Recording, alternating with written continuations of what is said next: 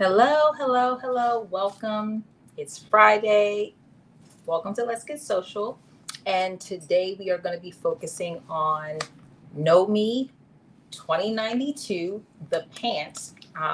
And so I'm extremely excited to be working on the pants. I have made them twice before, or I've used them to make the ruffle pants. So if you follow me, you probably have seen the ruffle pant that I have made. I was inspired to make, and I used these pants as the base of those ruffle pants, and they are super cute. They fit really well, and so we're going to be making them again today. All month we will be focusing on different patterns, but we will be using Ankara fabric for all of the patterns that we sew all month. Hey, Miss Alethea, how are you? Thank you for joining. So I anticipate that this pattern is going to be fairly quick. There are literally 4 pattern pieces that we will be using. And we're going to talk through several parts because we're going to be doing a little bit of a modification to the pants. But again, I'm really excited about them. Hey, Shishi, welcome, welcome. Thank you for stopping by and joining.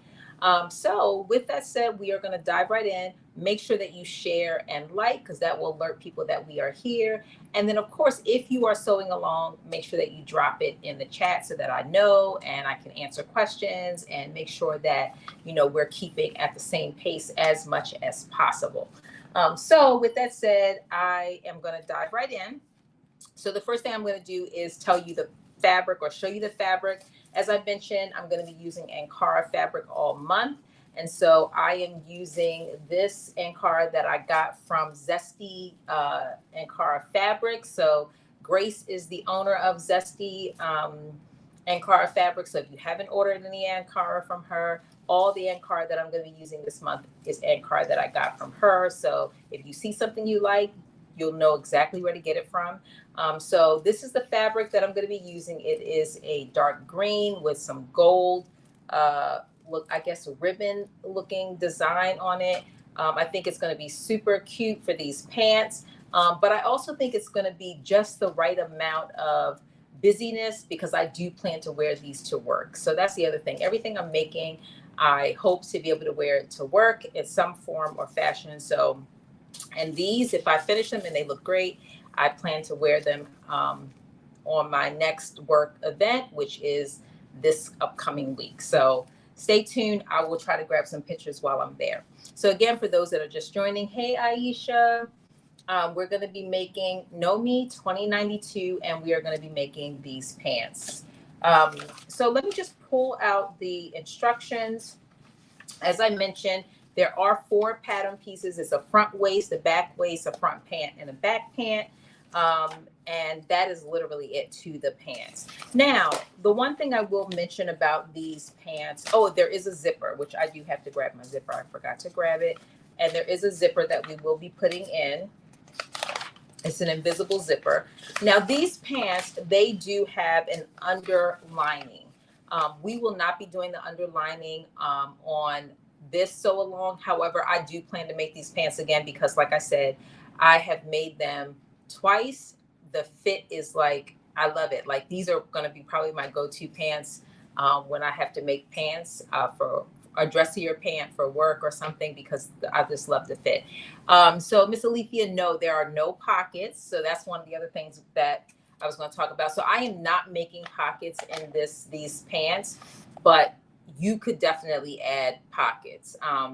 It would not be difficult to add pockets to these pants. And I really debated back and forth about whether I wanted to add pockets, and I decided to not. I'm not going to add pockets, but there are no pockets to these pants. So that is one of the reasons why there's only 4 pattern pieces, because there are no pockets. Yes, I'm telling you, I'm actually, so I mentioned that I'm not going to do the underlining, but I am going to talk about it really quick because there might be people who are going to sew along or going to watch this and they want to do the underlining. And I think that the instructions are really straightforward on how to apply the underlining. Hey, Monica, welcome.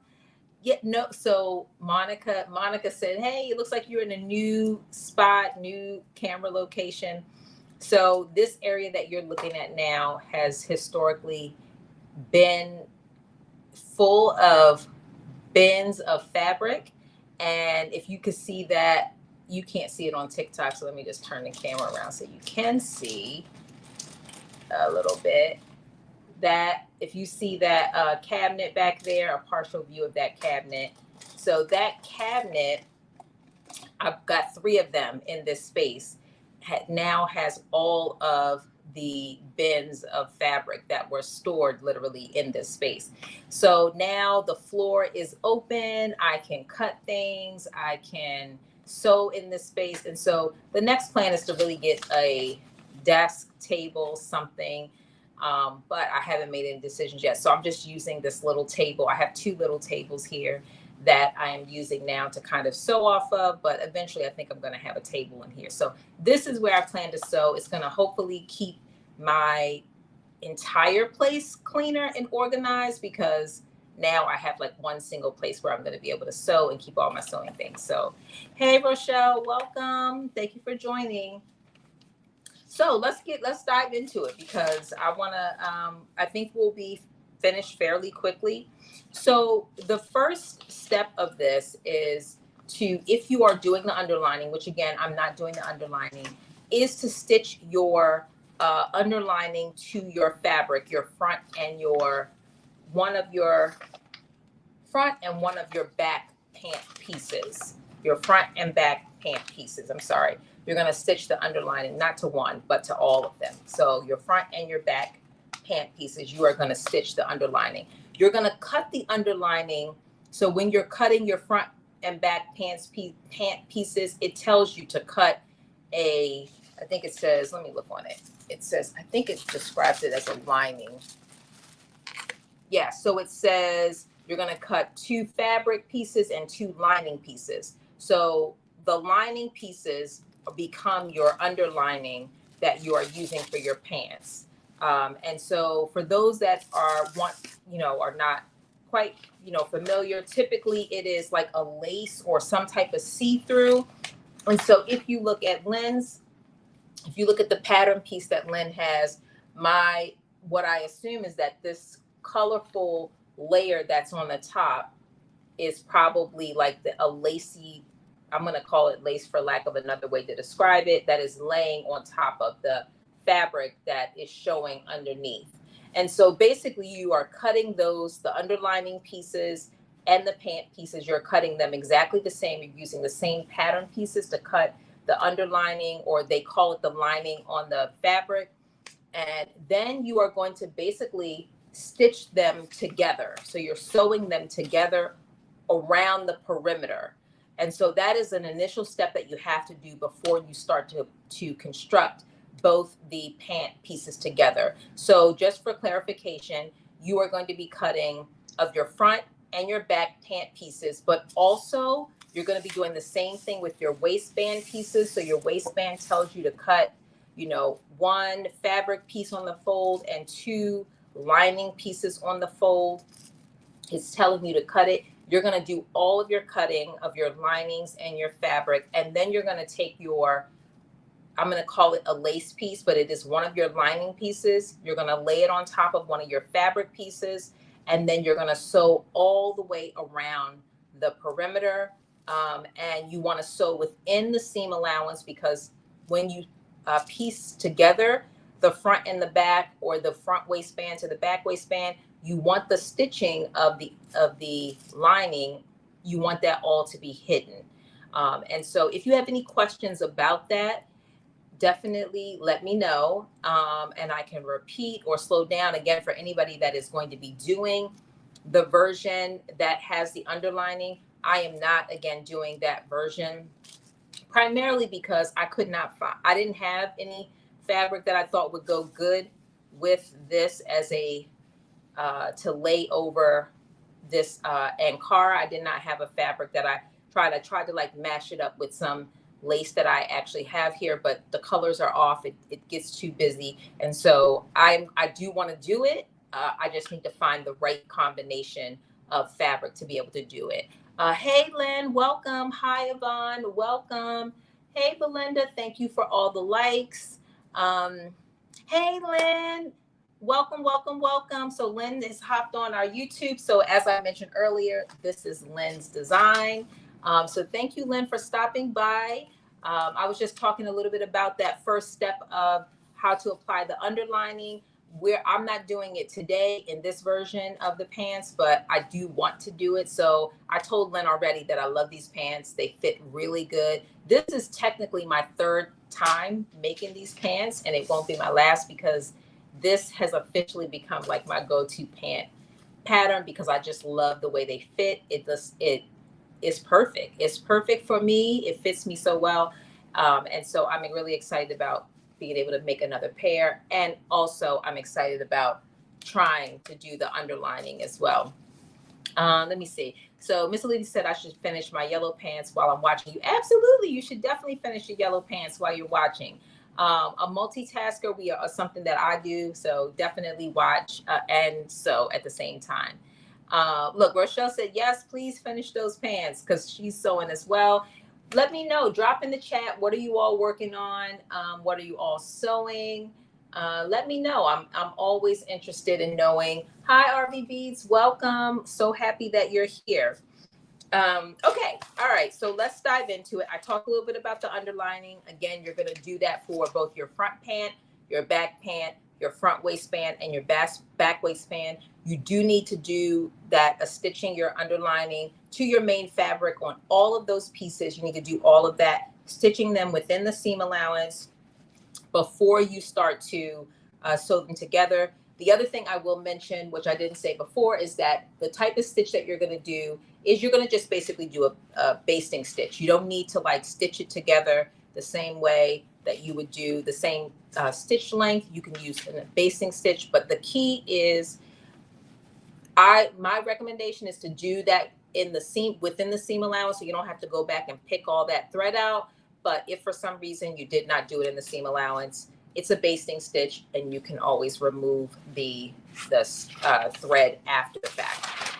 Okay, so that is how you attach your underlining to your main fabric. And so then the next thing to do is to put darts. So you're gonna put dart, let's see, do they have to make sure I didn't skip it? No, I did not skip it. So the next thing you're going to do is you're going to put a dart in your pants, and then we are going to stitch our front to our back. So I'm just moving this over here. So for those that follow me all the time, and Monica alluded to it earlier, I am in a little bit of a different space sewing. And so I'm still trying to get acclimated to sewing in this space. I am going to be ordering a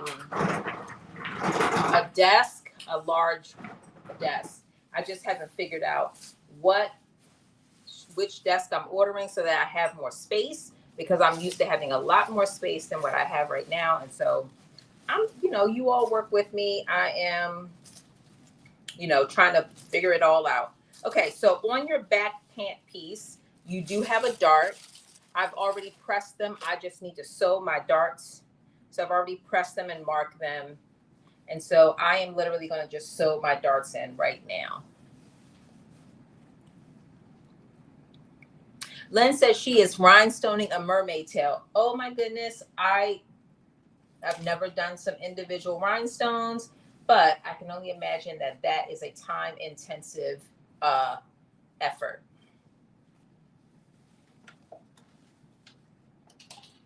So also, I'm really excited because, and I mentioned this on my last live, and I'm going to post a video. I need to post it. I've already recorded it.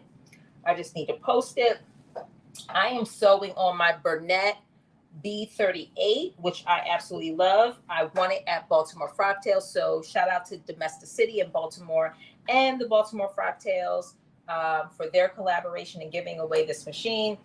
I have a Bernina 790, which I've had for, in December, I think it'll be 2 years. It will be 2 years in December. And I'm just putting it in for some routine maintenance. And so it helps to thread your needle. I don't think I have my needle threaded. I don't. So I need a backup machine. I've needed one for a while. I reached out to our expert on all things related to the machine, and Julian gave me the advice of some machines to get. And then in the meantime, which the meantime was like about 6 to 8 months, because I asked him that a while ago, I won this machine. So solved all of my everything since I won this machine. I'm still getting used to some of the things like the thread, the automatic threader, because every now and then my muscle memory goes back to my Bernina, and I do things like not position things correctly or do it a little bit differently based on my use of my Bernina. So this is one of those challenges that I have, is when it comes to this threader. I can do it like 4 times, and then the 5th time I'm like, what am I doing? And where is my scissors?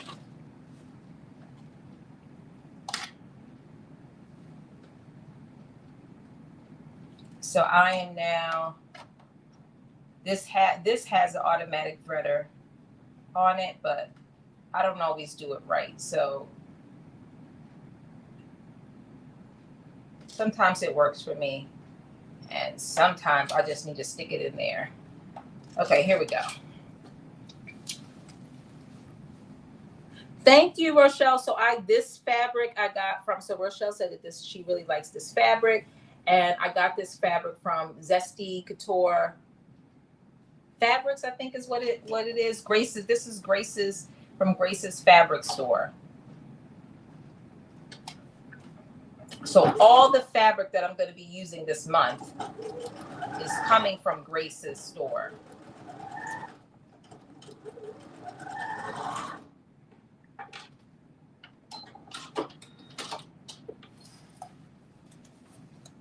Oh yeah, I love that.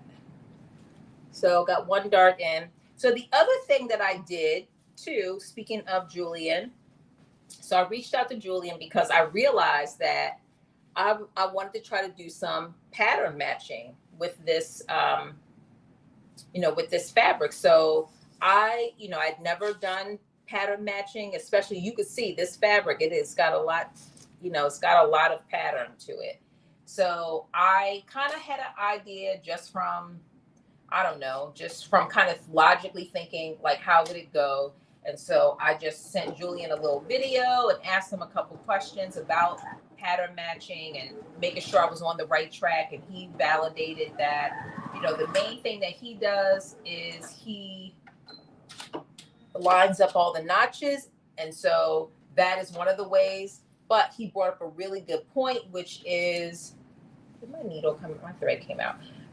Which is that because the pattern is not like a straightforward pattern, as you can see, it's like it has a shape to it. It gets bigger in the middle, smaller at the edges, that sometimes you need to move it around a little bit if you want it to be exactly the same. I didn't do that. I did not do that. I did not do that. So it's not going to be a perfect pattern match for sure, because I did not do that extra step, but I could totally understand. I kind of played with it a little bit, and I realized that that takes a lot more time and effort than I wanted to spend trying to line up those, the pattern pieces. But it was, I feel really good about what I'm going to end up with this time around. So we'll see how the end result turns out. What I will say is that I think if I used a much more straightforward pattern,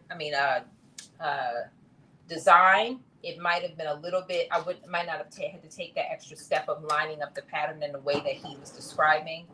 But I'm excited. I feel like I'm going to have some nice patterns on this.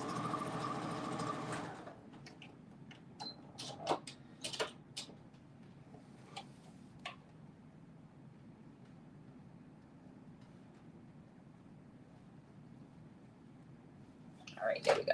All right, so I have both of my notches, both of my darts put in, and the darts are in the back. So I'm just going to put this pattern piece to the side, because then our next step after we do our darts is we are going to line our front and our back leg pieces. We're going to line them up on the inner leg seam. right sides facing each other. And then we're going to sew them together. So the other thing I did is, and you all may have heard me talk about this on the last live, is that I used, and I don't know if anybody has ever used this before, but I used the Fray, the liquid Fray preventing that liquid, I guess it's called like liquid glue. I used that all on this, and then I pressed it. It's almost like it made it kind of like starchy a little bit. I don't know if that'll stay permanently there, but this is only my second time using it.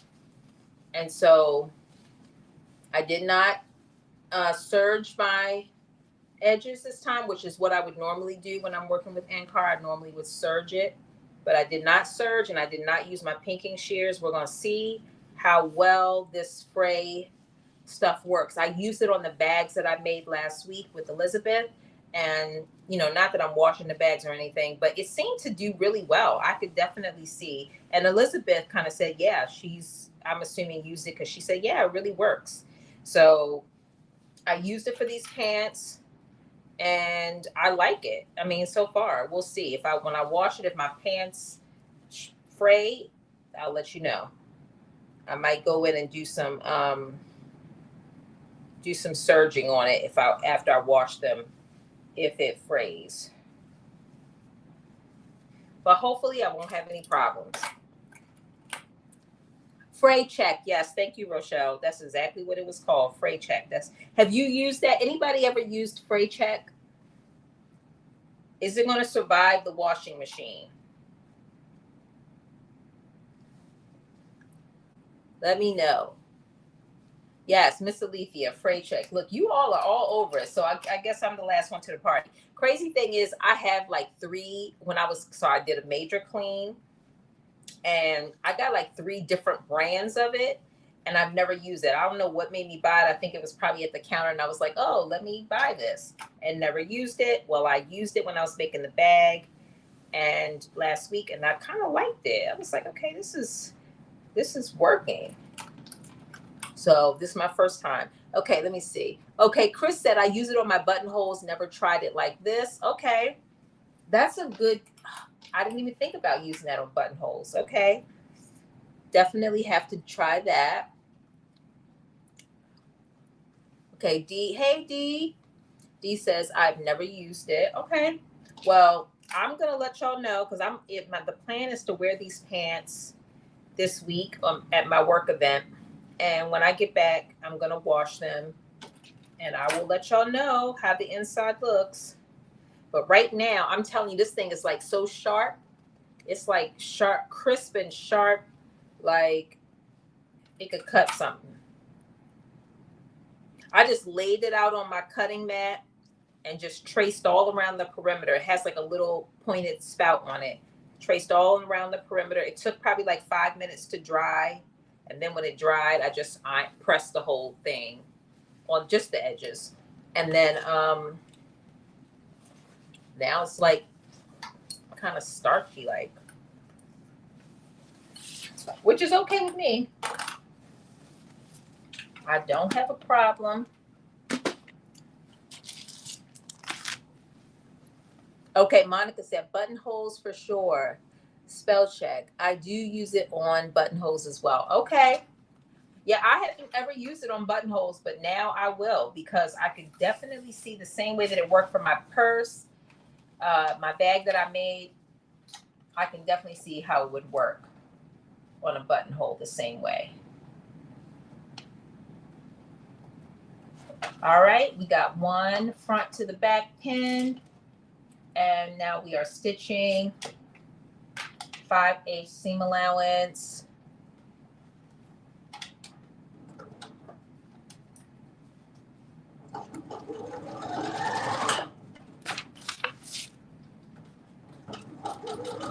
And I'm using, even though I don't think you're going to be able to see it, I'm using this kind of gold thread because it really pulls out the gold, even though you're not going to see it, but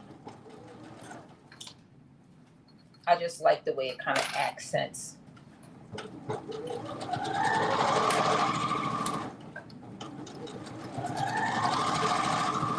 Also, the other thing I really like about these pants are that I'm not really a wide leg person, but they're not overly wide.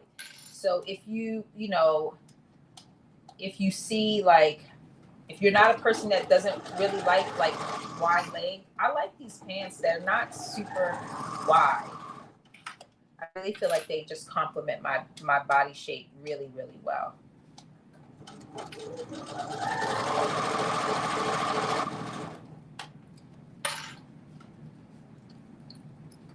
Thank you, Dee. Thank you. So I got my hair cut last Saturday. I guess it's been a week or so.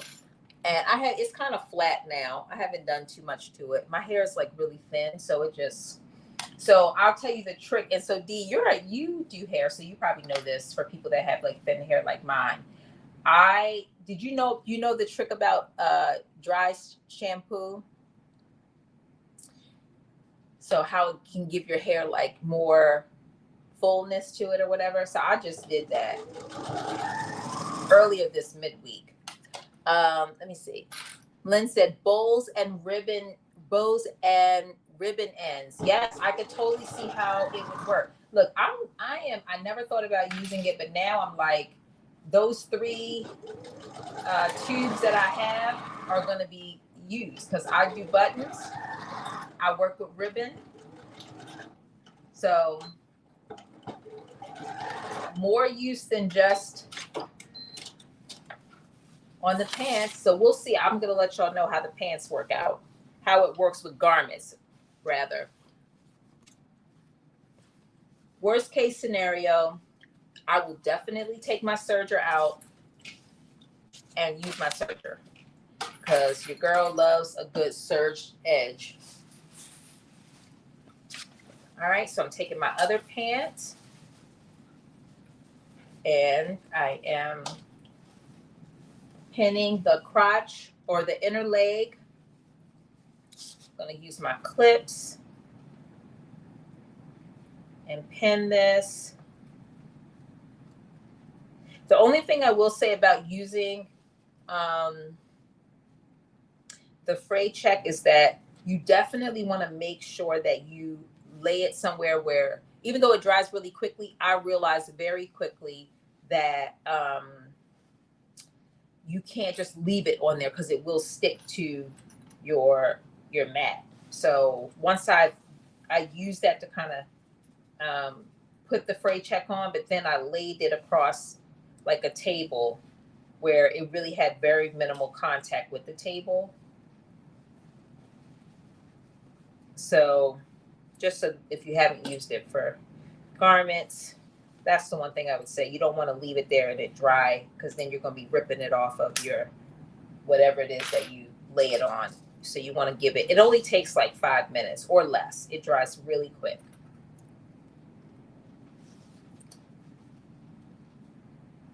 So you might even be able to like kind of hold it up while it's drying. Let me see. Dry shampoo gives you volume and fullness. Yeah, so that's what it does. It gives me, so I feel like, so I got my hair done Saturday and it was fine Saturday, Sunday, Monday, Tuesday. Wednesday is when I felt like it was getting like oily. And I'm like, dang. And that's just how my natural hair is. It's just, I don't know. It gets kind of like weighed down. Doesn't have the same kind of like swing that it had before. And so I put that dry shampoo in on like Wednesday. So I'm debating, like, do I want to wash it tonight and redo it again or put some more dry shampoo in it and kind of give it a couple more days. So we'll see. I don't know. I'll decide. I'll see how I feel after I finish tonight. You said you don't like the dry shampoo. Oh, yeah. So, I mean, I know a lot of people. I didn't think I would like it either because the last experience I had with dry shampoo, not for this purpose, I just used it just, for the sake of trying it, is that it left this residue. But this one that I have, it doesn't have any residue. It's pretty, it doesn't feel crispy or anything like that. It's not heavy. So my assumption is that dry shampoo has come a long way, because when I tried it before, it was probably like, I don't know, 10 years ago. It was a while ago. So it's probably improved significantly.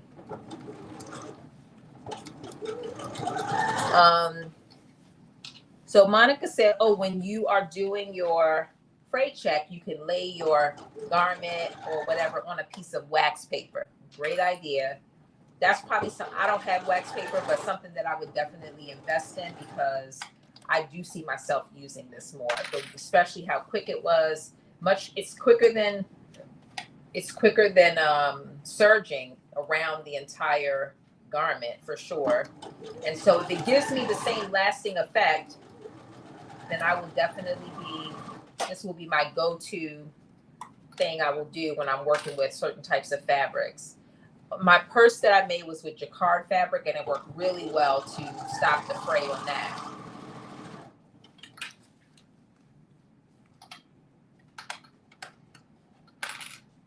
So I will have to definitely invest in a roll of wax paper, which I'm sure you could use over and over again, so you don't need much.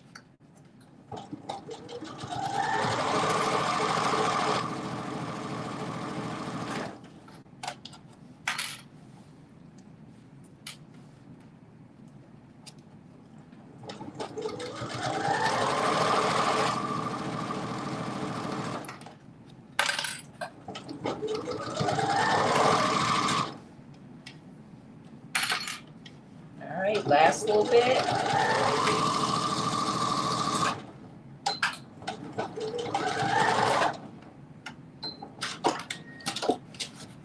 All right, so I've got my front to my back pants sewn together, both of my pant legs, and I sewed them together at the inseam. So y'all can see this is what the part of the pattern matching is looking like. So this is what Julia meant about, making sure, like, if I really want this to match, I would have put this over so that it would have been ending like right there. But because I didn't do it exactly, I didn't move it over exactly enough. I just accounted for the seam allowance, but I did not account for the change in the design. And so it's not exactly, perfect, but it's okay. I'm okay with it. Hey, Aisha. So we have, let me look at the other one. So those are if you are doing pattern matching, that's the two things you want to account for. The seam allowance. So this one is a little bit better, but not exactly. No, see. Well, it's a good first attempt.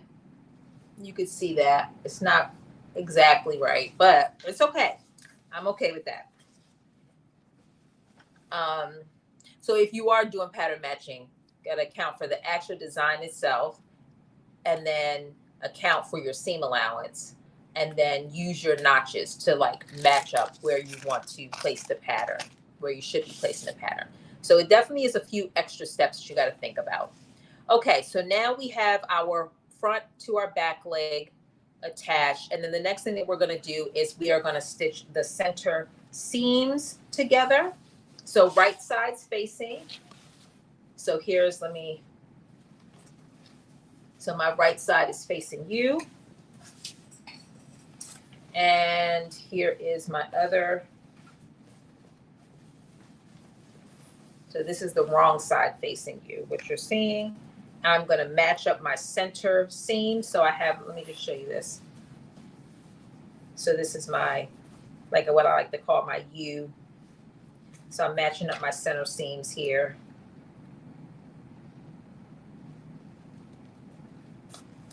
It also makes it really easier to spray because it's like starchy like. I can finger press, like literally I'm just finger pressing this seam down and it's like staying down flat with very minimal effort. It's crunchy is not the right word, but it's like a little crunchy. So I am now matching up my center seams.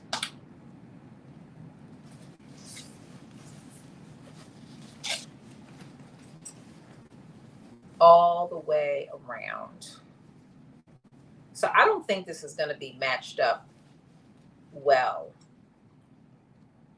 meaning that my patterns, I'm just looking at it and it's like, it's not going to be matched up great.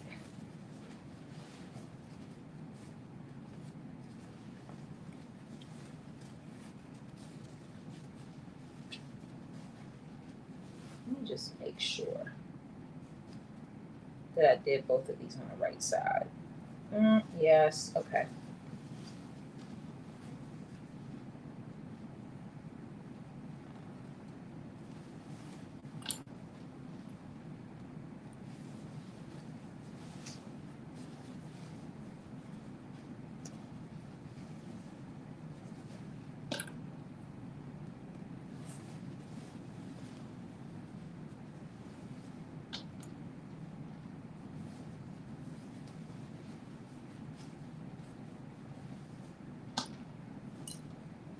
One of the best practices to match up patterns is to cut one piece at a time, then cut out the front leg one piece at a time, and then mirror the cut pieces over the same design.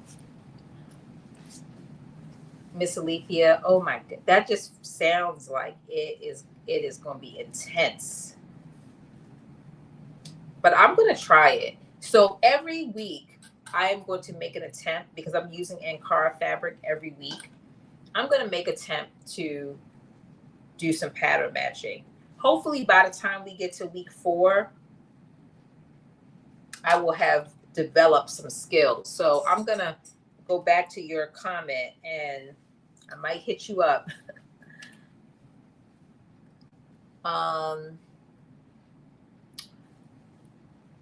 You said it's, oh, so Aisha says easier than it sounds. So make sure you buy extra fabric. So that is the one thing. I think I have about 6 yards of every, so of all the Ankara fabric, each one that I bought, I got 6 yards of it. So I did realize that even as I was trying to do this, you do, I'm not gonna say waste, but you definitely don't maximize your use, because you have to move it over different ways to get the piece that you actually want. So you are right. The only other thing I would say is a little bit challenging about this is that the Ankara fabric is also only 45 width. So if you have really big pieces, luckily I'm short, so I was able to fit this on. But if you have really big pieces, it also kind of complicates it. So hopefully I'll be able to do it with next week's pattern. But I'm going to play around with it and we'll see what happens. Let me see. Dee said, I read about chemicals a lot and some dry shampoo have benzene in them. It's a chemical that causes cancer. Oh yeah, I'm going to look and see if mine has it in there. I don't know if it does, but I'm definitely going to check. Hey, Amanda. Hi, Melly. Hi, Michaela. Thank you for all the likes. Thank you for joining. So now I have everything stitched around and I'm going to stitch all the way around the center seam.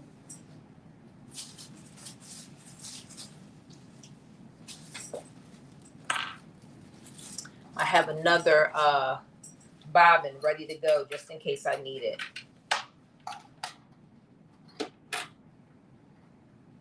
All right, here we go.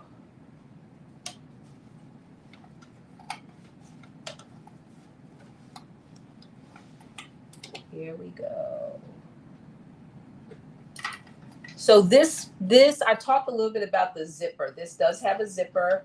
The zipper is on the side seam, which I love also.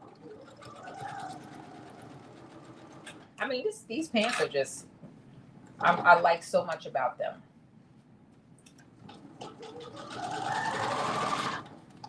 So between Aisha, Julian, and Miss Alethea, I'm going to be reaching out to y'all to get better skills with this pattern matching.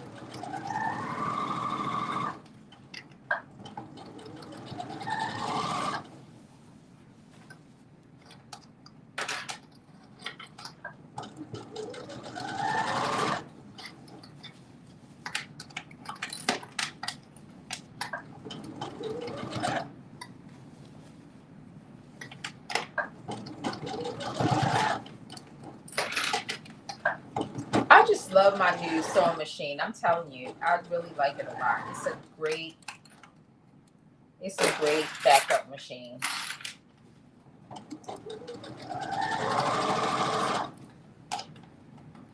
And it's so lightweight.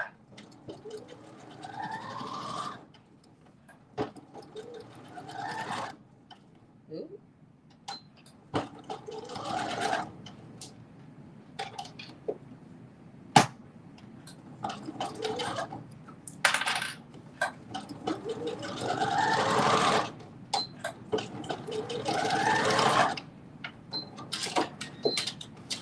All right.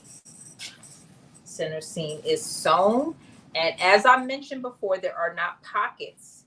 There are no pockets to this. But if you were going to do pockets, this would be the time that you would do them.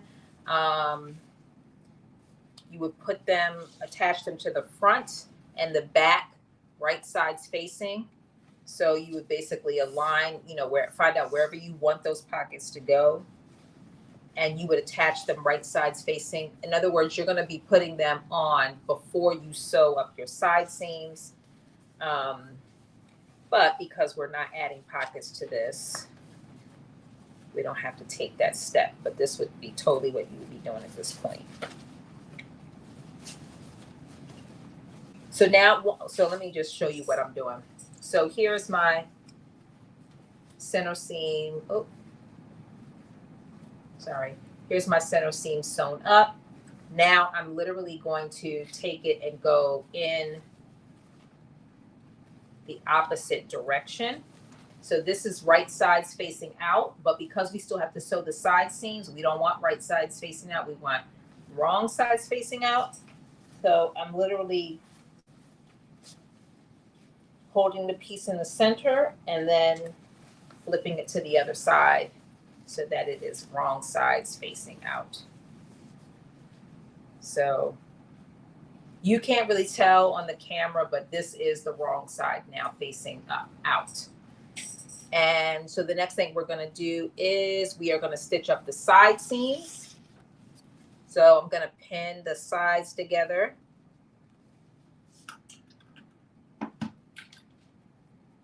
So we are making, where's my picture? First of all, hi, Denise. So we are making Nomi 2092, and we are doing the pants. So this is going to be my third time making these pants. So I use these to make as the pants that I use for the ruffle pants that I made. So if you were following, you might have seen those ruffle pants. Aisha and I together made them on live. This is what I use as the base for those pants. And I just moved the zipper to the back seam instead of the side. The first pair that I made, I put the zipper on the side.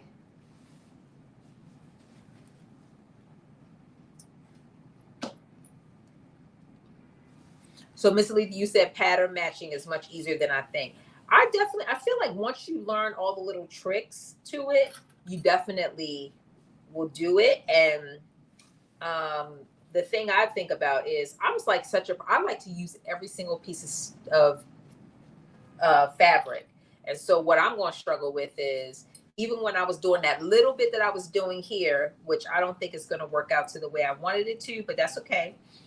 I could see myself like, oh, I could cut, I could do this or I could do that with the extra, fabric that I pretty much wasted because I was trying to, cut a certain piece. So that's the part I'm going to struggle with the most. But I guess the other thing to try is if you do a fabric that has a very minimal pattern, or like this pattern has one that's like I said, it's wide in the center, narrow at the ends, and then it has the space right here. It has a lot of different patterns going on.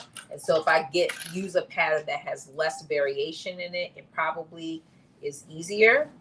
You don't have to worry as much.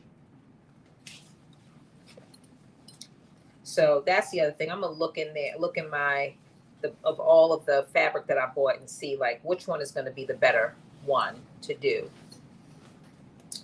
So when you're stitching up the side seam, because you have a zipper that is going to go on one of the sides, you just have to remember to make sure that, let me see, I think it's a notch that I had on the side.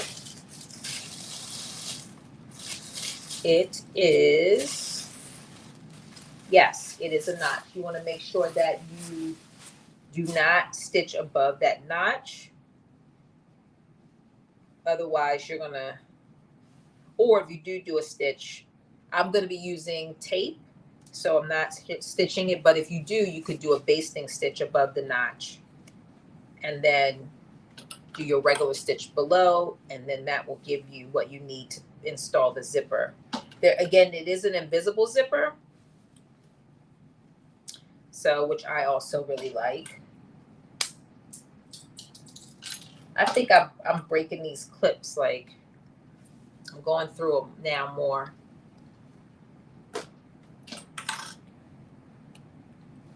Ooh.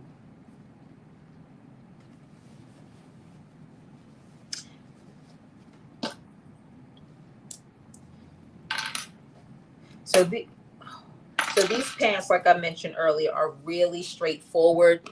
They are pretty simple. I would say if you are looking for a pretty simple pair of pants to make, easy. I would even argue to say that they are beginner friendly, even though they do have an invisible zipper. I would say like an advanced beginner, somebody who has done zippers. This is a great pattern. But I'm also saying that it is really straightforward. It is pretty quick.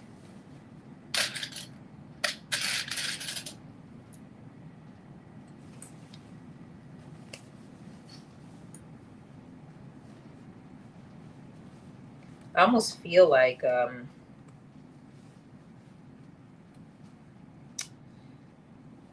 might want to, if I didn't have to leave so early tomorrow, I would make another pair, because I feel like it's so quick to make these. I mean, the fact that we are getting ready to sew up the side seams right now is so awesome.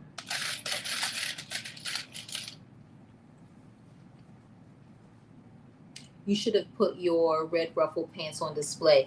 Yeah, you know what? So I had them on my dress form, and then I ended up putting something else on there, so I took them off. But let me show you what I do have on my dress form right now.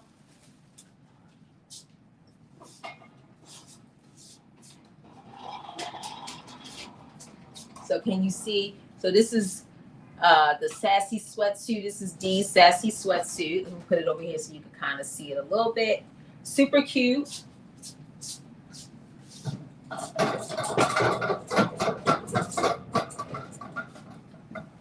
And then I also have my, what is this? My bubble skirt that I made. And then the top that I made last week. Look, this is like where I'm hanging all my stuff that I'm making. And then the Chandler bag. And then, of course, the cell phone bags that we made last week. I made another one because y'all know, like, I like to always make two of everything. So this is the other one that I made off camera, cell phone bag. And then here is the one that I made with Elizabeth on camera. So you can see it has a little zipper in the back.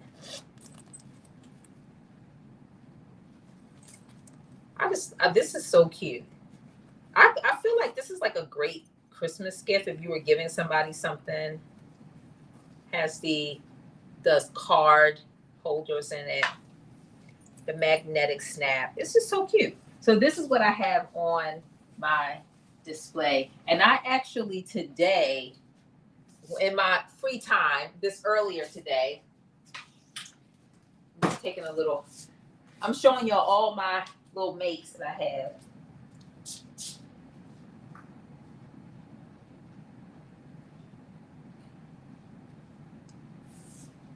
I made another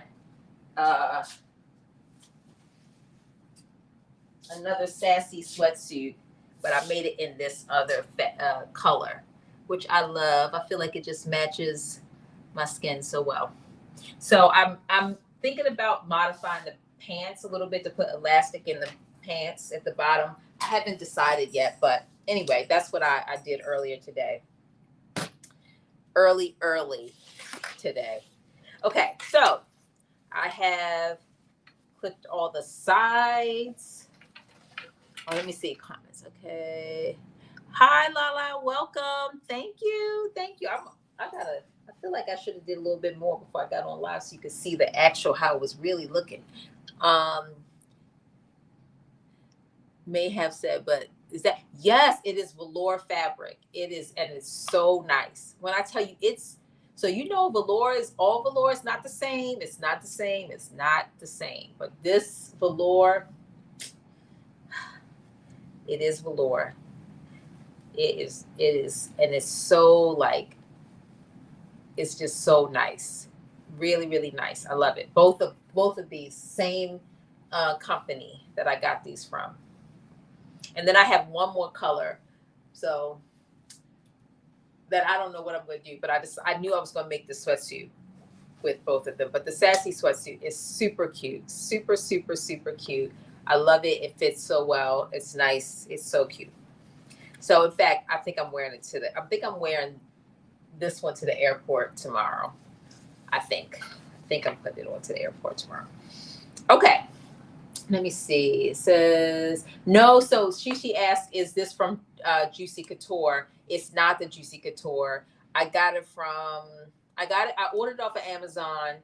I'll drop the name of the company that I got it from. But let me just tell you, I ordered some velour a while ago when I first started sewing with the intent to make a sweatsuit, and it wasn't giving what I wanted it to give. What I remember, like, velour being like when I was in, I mean, I don't wear velour a lot, but I love it. And when I was in high school, I wore it all the time. I don't know if y'all remember Gap used to have those velour sweatsuits. Do y'all remember that? Like, maybe I'm dating myself, but anyway, I had them, and it was like, I was going after that feel, that look.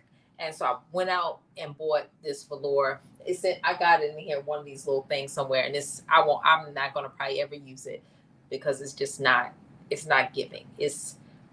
I don't know. You remember? Yeah, I had those Gap sweatsuits, and they were so expensive back then. I feel like it was like $50 for the pants, $50 for the top, which was like super expensive 20 something years ago when I was in high school. But yeah. Anyway, that's what I was going for. And I feel like this sweatsuit is it's like a grown and sexy version of the Gap sweatsuits from back in the day. So I will go and look up the company because I saved it. It's in my favorites on Amazon that I got it from because I really do like it. And they have like 30 something different colors of the velour. But I have to go look and see if the Juicy Couture is what I think is equivalent. Ooh, excuse me. What I think is equivalent to this. Yeah, you said Juicy Couture. Right. That's what she was saying, Miss Alethea, that Juicy Couture has a velour fabric as well. But you said they have a line of velour sweats or pants. You know what? I feel like I knew that, but I don't, you know what, that didn't come to my mind. I was thinking it was the fabric that they had in Joann's. But I think you're right. I kind of remember, because I think isn't that the one that has like the embroidery on the butt, Juicy Couture on the butt? I think that's stored in my memory somewhere. Thank you, Dee. Yes, I will tell you what the company was. In fact, I'll look it up in a minute and tell you what company I got the velour from. Because it is giving everything it was supposed to give. It's got the right thickness, it's got the right feel, the texture, it cuts well, it has minimal of that fur. Like when you cut it, you know how sometimes the velour has like all that fur and stuff that comes off. It's very minimal. It's really good quality, and it's worth it. The pricing wasn't crazy. I feel like I paid maybe, I want to say like $11 a yard, maybe something like that. And of course, the more you buy, the cheaper it is. And I got 3 yards. So I used less than 3 yards to make the sweatsuits because I only had 3 yards and I had, you know, probably a little less than a half a yard left. All right, so I'm sewing up my sides. And hi, Miss Tata. I just want to make sure that I didn't miss any questions. Sewing up my sides. Again, when you're sewing up the side, the thing you want to remember is that one of your sides you don't sew all the way up to the top because you're going to put your zipper in.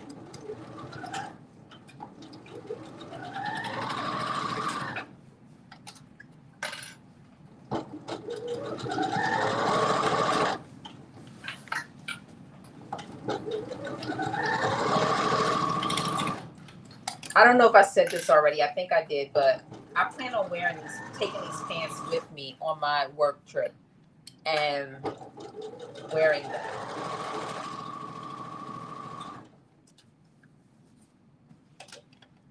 I think I'm wearing them with a black,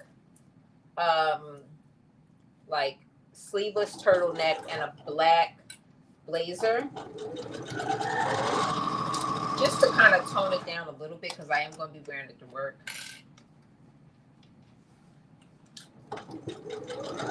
The other thing I thought about is I could do a white top and a black blazer.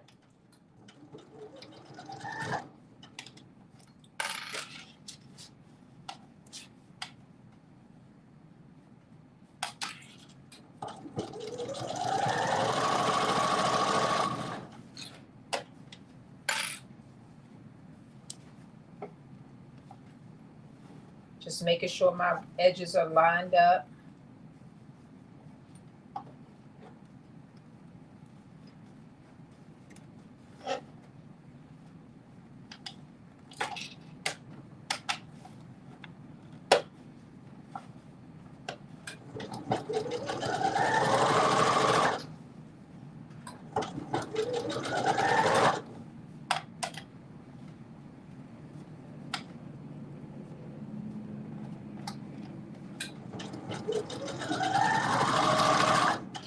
So the other thing I'm getting used to too is sitting down. You all know I like to stand up when I sew, and this sitting down is not like it's not a familial thing for me.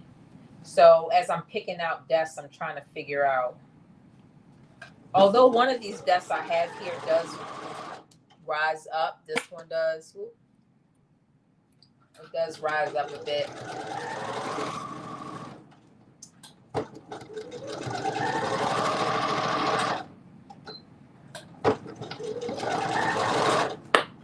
All right. So let me just turn that so you can see. You can see that. One side done. Now I'm gonna do the other side. Excuse me. Where the zipper is gonna go.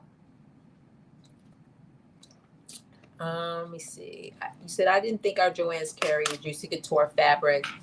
Joann's has a lot of colors in Juicy Couture. And Dee says that they have black, cream, light pink, bright pink, and a lot of other colors. It says Juicy Couture does not have the name on the butt of the pants.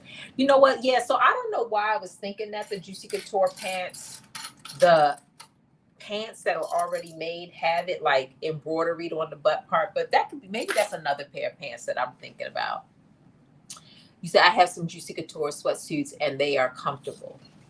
Yeah, I don't have any, so I can't speak to that fabric specifically, but when next time I'm in Joann's, because I do remember seeing it in Joann's, I am gonna look at it and see, like, feel it. And but Dee, you said you have it, you bought their fabric, and you like the way it feels. What's the price? Do you know what the price is of the fabric in Joann's?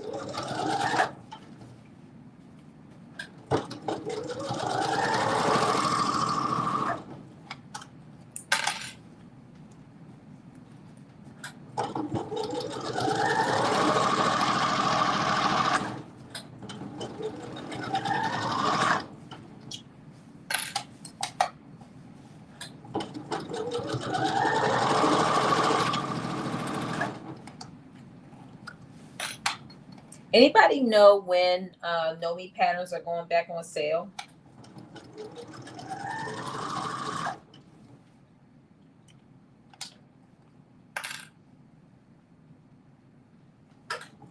Or McCall's?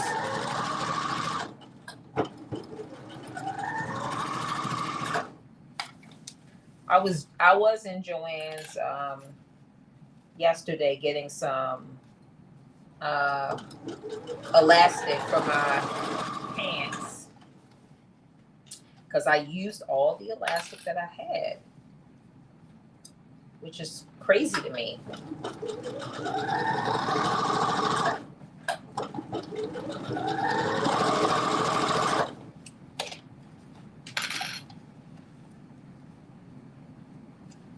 So now that I've kind of bought some fabric, I've made another kind of a goal that I'm not gonna buy any more fabric. I bought this velour, I bought this Ankara, and now I think I'm done. I think I am done for right now.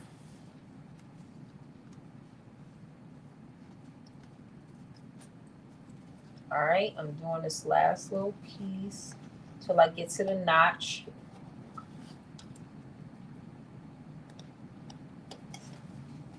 And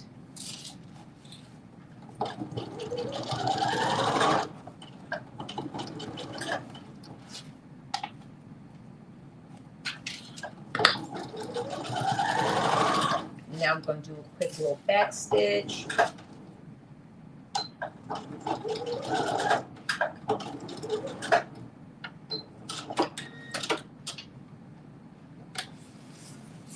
Now, if you did, before we put the zipper in, the next thing we're going to do is we are going to put in our waistband. And then we're going to put in our visible zipper. But one of the things that you do want to do is before we get to that step, if you decided to do the version of the pants or follow the exact instructions, which has the the underlining, then you do want to make sure that now that you have your pants fully connected, the front to the back, that you do a basting stitch all the way around the top so that your underlining and your actual fabric are all together so that they don't fall apart. Thank you, Kay. So Kay says No Me is going back on sale October 10th through the 14th, which is perfect because I will actually be home at that point. I come back from my work trip. So I will be home and I will be going to get me a couple of patterns, including another one of Lynn's patterns, because I'm going to make a pair of these pants for my daughter because I think that they would be perfect for her. So I need to get her size. Okay, so see, I wasn't wrong.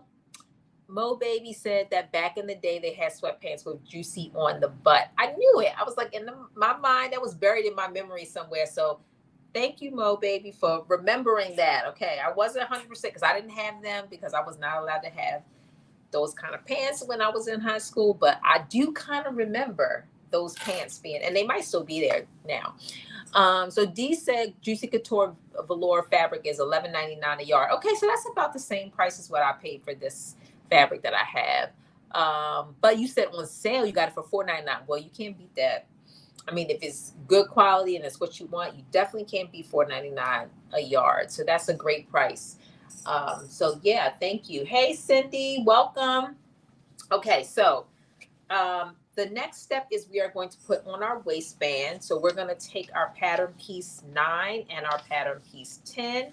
So you would have, so there's only, the only interfacing that you're going to have to do is on pattern pieces 9 and 10, which is your front and back waistband. So let me see. I got to remember which one is my front. By matching up. This is my front piece.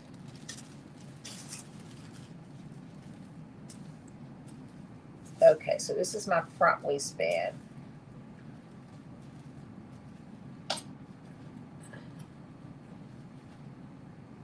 I'm missing one of my pieces, and I don't know where it is. Oh, here it is. I was like, where is my pieces?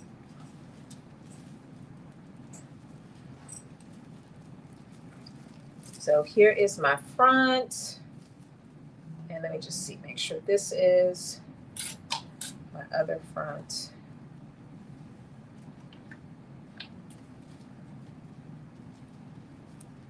So that's one. And is this the other one? And that's another. So I'm gonna actually get my scissors and cut.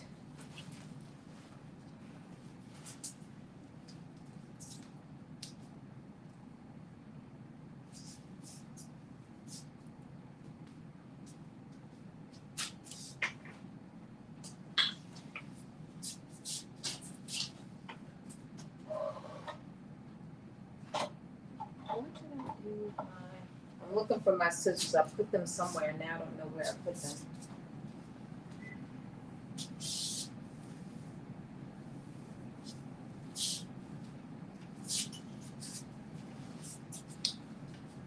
Oh, here they go.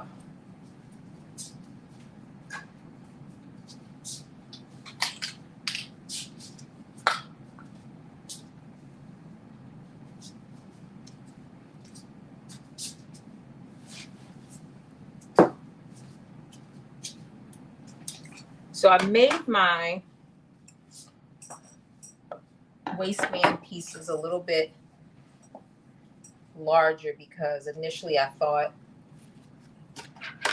that I was going to adjust them, but I tried on my other pants that I made and they still fit me really good. So I was like, well, I don't need to do anything different. So I'm actually going to cut this exactly the same as the pattern piece. So I cut, so by the way, I did do a size, I did a size 16. Hey, Shamir. Where's Lynn? So Lynn stopped in through the chat. She was in the chat for a while. She stopped by, but she wasn't actually sewing along with us today. But she might still be in the chat. She might be watching.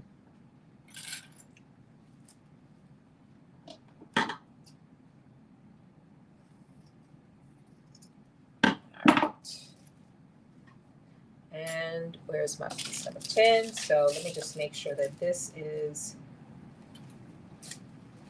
good too.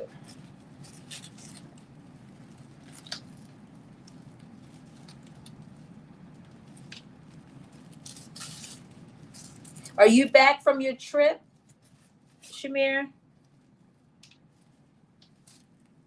I love London. That's like one of my favorite places. I haven't been since the pandemic, but I love it. I'm going back. I'm going back to Cali. You said, yep, I'm back. Okay. Yeah, this is the perfect time of the year too, because you know what's so interesting? When I went mid-September. Like this is the time of the year that I went when I went to London too. And it was like perfect. It was just perfect. So it looks like you had an amazing time, and I'm so glad for that. It's crazy because I went before I even started sewing, and I was so excited to see like all the stuff that you shared. Like now I'm like, oh, I gotta go see that. I gotta go see that. I gotta go see that. You say you usually go in the fall.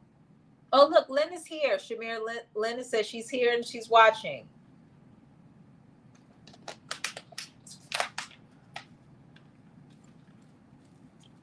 Okay, so I have my front pieces. I have my back pieces.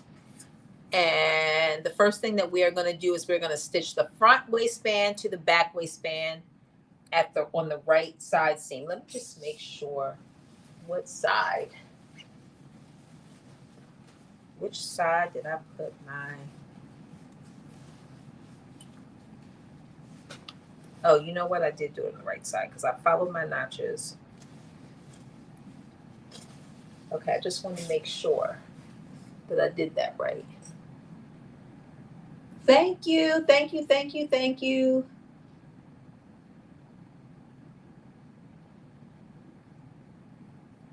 Let me see, this is so much easier.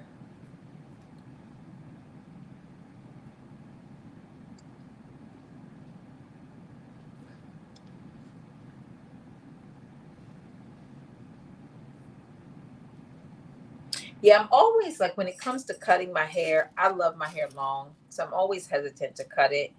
But this, I cut it the length, my bangs were right here. And so I was like, okay, let's go with that. And I actually like it. Okay, so anyway, right side. So we're taking the front, and let me just, I need to just mark this just so I can.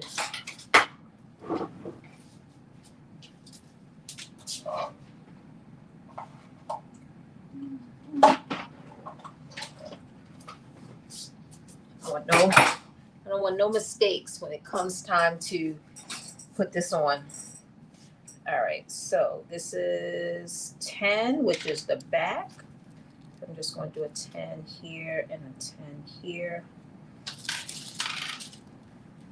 And then the other thing I'm going to do is put my notches back on. So the other thing, I don't know if you all do this, but, and this is probably like an amateur mistake, but I make it all the time. I will cut my notches or something, and then I have interface it, and then it's like, I need to wait. Or if I see there's a piece that has interfacing, I need to wait to do like my notches and stuff, because I just cover them right on up and don't think twice about it until it comes time to sew. All right, that's 10. And then this is going to be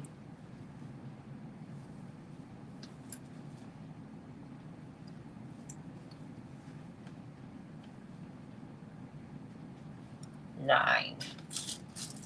I think this is already perfect. So let me just make these notches in. Oh, actually, this one I can still see the cut right here.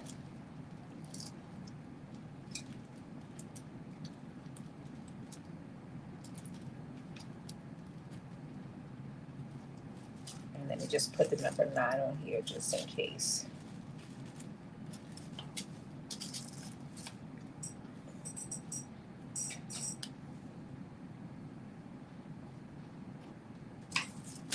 All right, now let's see what I did. Okay, so what I'm about to do now is take my waistband and attach it.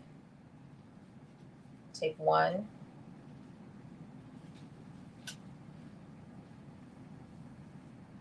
And we're going to do right sides together.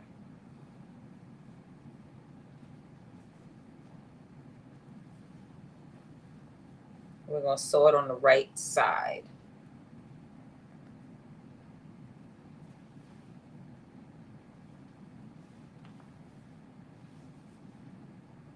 This is another place that I intentionally made the cut too. So hopefully with the hopes that it will turn out right. Okay, so I'm sewing this on the right side, front to back, on the actual right side of the waistband.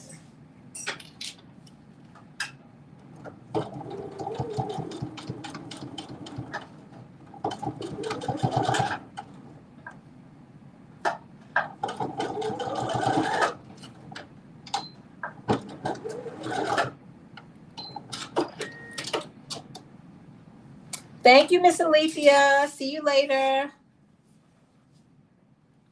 Okay. So now the next thing we're going to do is we're going to pin the waistband, turn the pants right side out. And then we're going to pin the waistband to the upper edge of the pants, matching all the centers and the notches. So I'm just turning my pants right side out. Yeah, no, I didn't, Shamir, I didn't coordinate with Lynn. I just, you know me, I just picked my patterns that I wanted to sew and picked my dates and then posted it. I probably should have, so to see if Lynn wanted to sew with me, but I know she's probably super busy And the number of times that I'm going to make these pants, because I just love them that much. I literally just trying them on. The other ones that I made, I tried them on earlier today just to see, like, let me just see, because your girl has not been doing what I'm supposed to be doing. And so the clothes is fitting a little snug. And I just wanted to see, like, are my pants fitting the way I want them to fit or what? And they still fit. So that let me know I'm not doing as bad as I thought it was doing. Okay, so the next thing that we're going to do is we are sewing on, we're pinning on. Let me just make sure. I just want to make sure I did this right.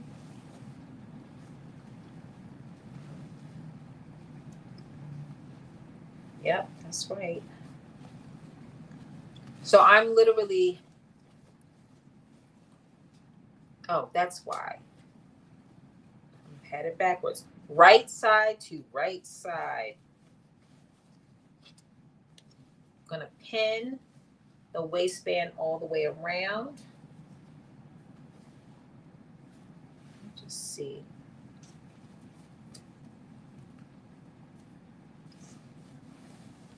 This isn't matching up exactly.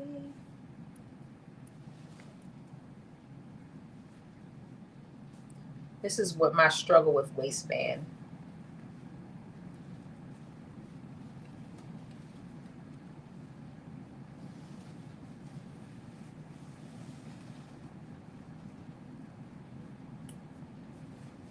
Let me see this one that I did not cut.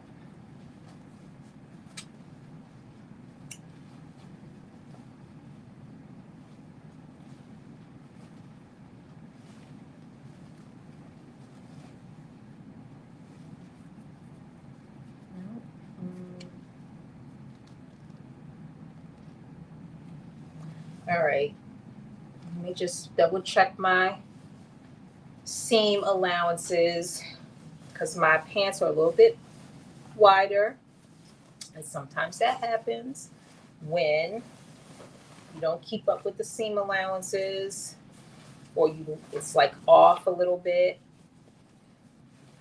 So I'm just going to check.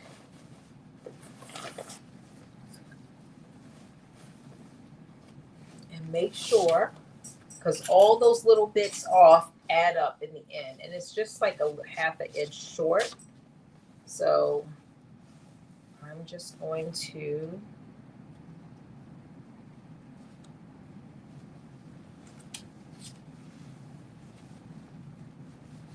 make sure. Here we go.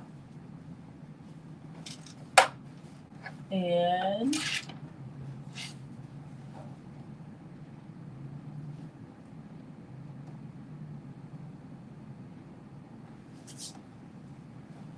now you can see. So I'm just checking to make sure before I was going to pin on my waistband, and it's a little bit short. So that can happen again if you don't. Okay, here we go. So it's this one. Yep, it's a little bit off. So I'm just going to, just at the very beginning, just enough to make sure that the waistband can match up. I'm just going to sew down.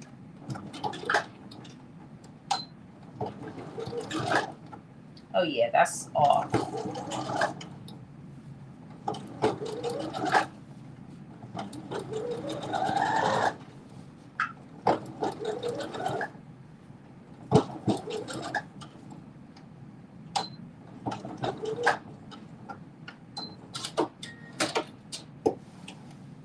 So I don't know if you can see this. Maybe you can, but this is where my original line was. This is the 5/8 line. And I'm going to show you too.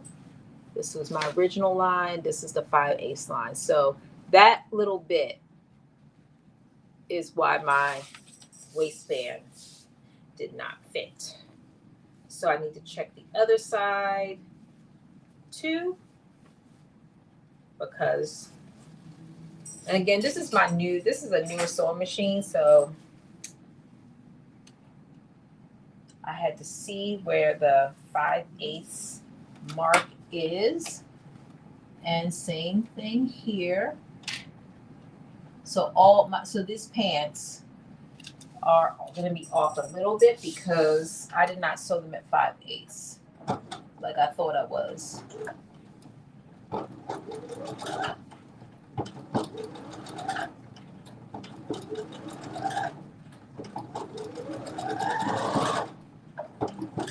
There we go. And just check here.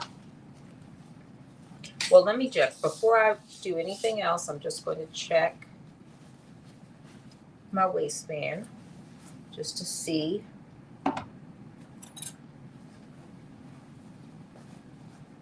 Is it good to go? Because if it fits based on making those 2 adjustments, then I don't have to do anything else. It is almost just a little teeny bit more. Wow. So you don't think that makes a difference, but I'm making these though as a pair of wool collars. Did you post that? I did not post it yet, Dee, because I actually want to take a picture in it. So I didn't post it because I wanted to do that. But I might just post one of the ones that I took on my dress form, like a little video, until I can post it. But I haven't posted it yet. I haven't posted it. I'm guilty. I am so guilty.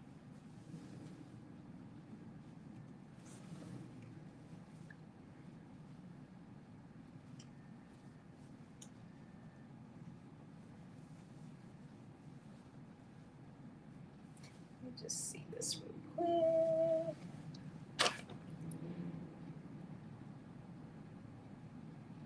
Stitch front waistband to the back waistband at the right side seam. Pin waistband to the upper.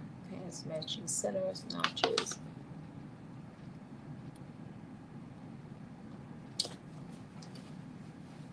Let me just see something.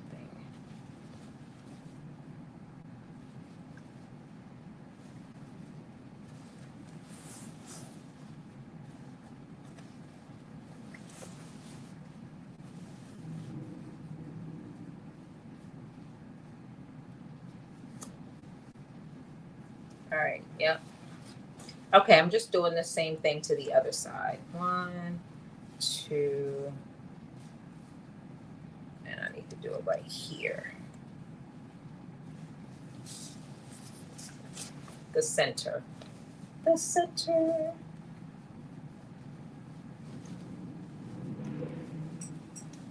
Let me just check that. Yep, same situation.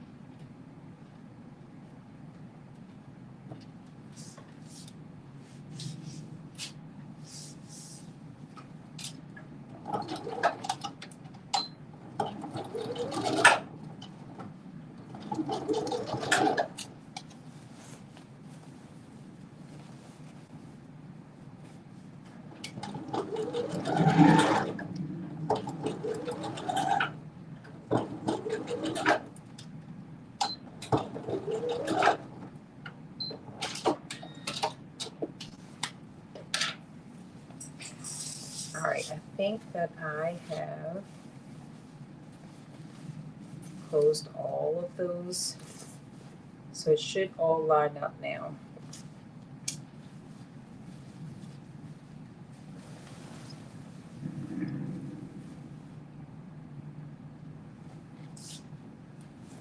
Okay, here we go.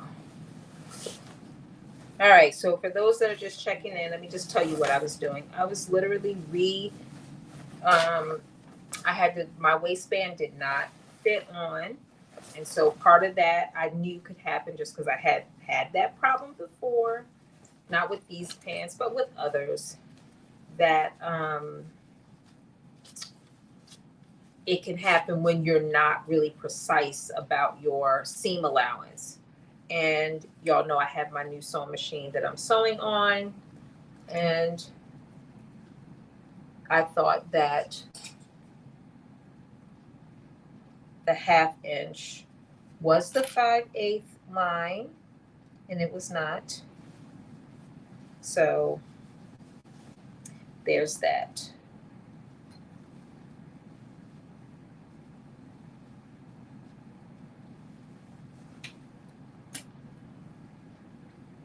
So now that I have it all together, I am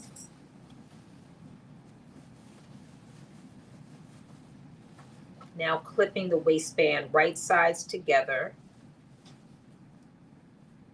Oh, that's perfect. See, when you do it right, it all lines up perfectly. So I'm attaching my waistband right sides together, and I'm pinning all around the top to attach it.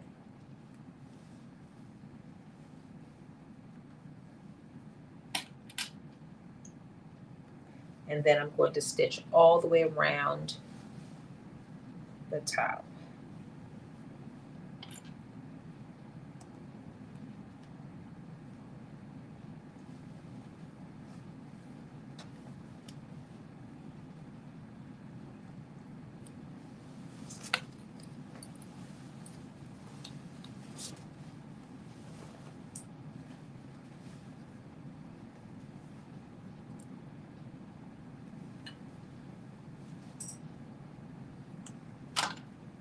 And I'm so excited to wear these pants.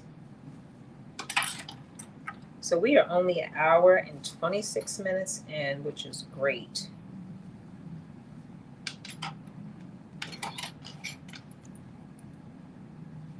Let me just move all of this other thing out the way, because once we get this in, the next thing we're going to do is we are sewing our zipper on. So you're going to turn your pants again right sides out, and then you're going to have your waistband right side facing your fabric, and then you're going to sew all along the top. So this says, let's see, pin waistband to the upper edge of the pants, matching the centers, the notches, and the right side seam, stitch, trim, and press towards the waistband. So we're going to do that right now. And making sure that now that I know my 5/8 seam allowance line, I'm going to make sure that it is lined up to that.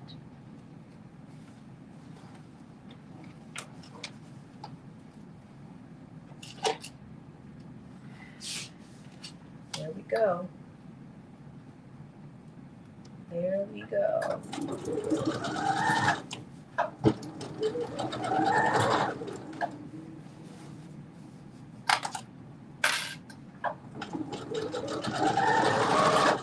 The one thing I will say is that I've learned over time that if it takes you, if it takes me a certain amount of time to make pants on live, it takes at least 30 to 45 minutes less to do it off live, just because, I don't know, it's just faster. So I say that to you all to say that I know that these pants are fairly quick sew.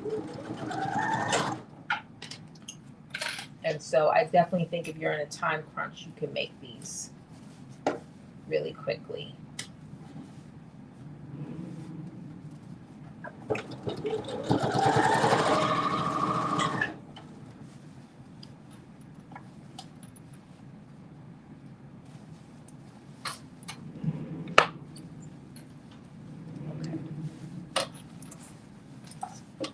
Again, just making sure all my broad edges are all lined up. And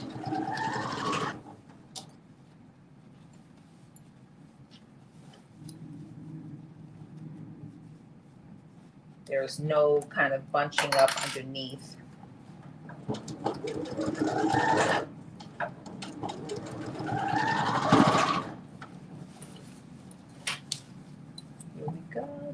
go, here we go.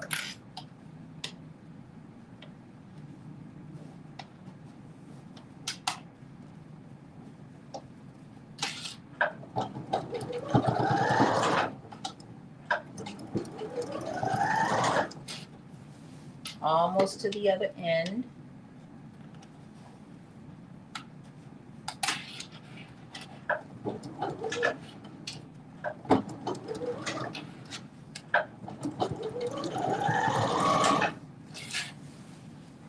All right, last little bit. Let's see, so I'm making these as a pair of wool culottes. Okay.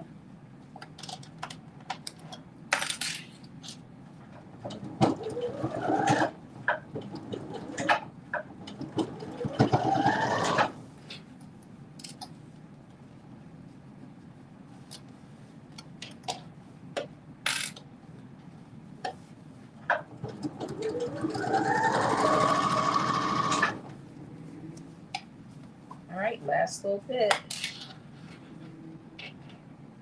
Oh my goodness, did I run out of bobbin thread? I did. Ah.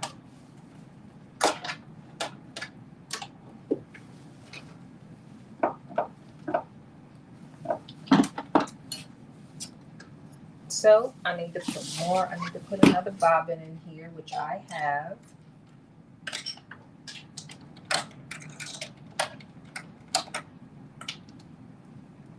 Another thing I'm getting used to, which is having to keep an eye on my bobbin. I'm not used to doing that.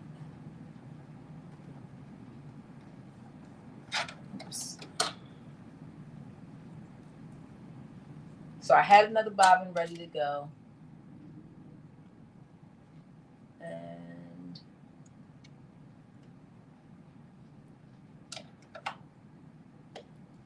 there we go.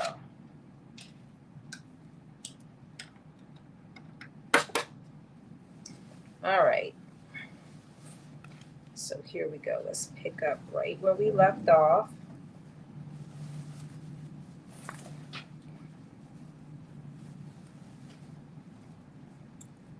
I ran out of bobbin thread, which I expected that I would do at some point.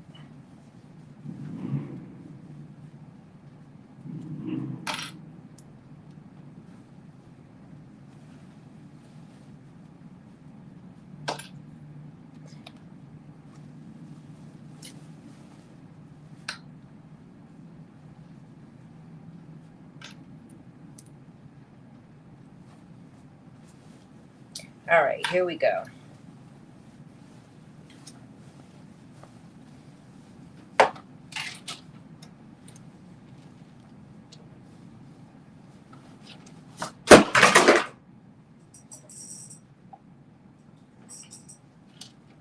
All right, here we go.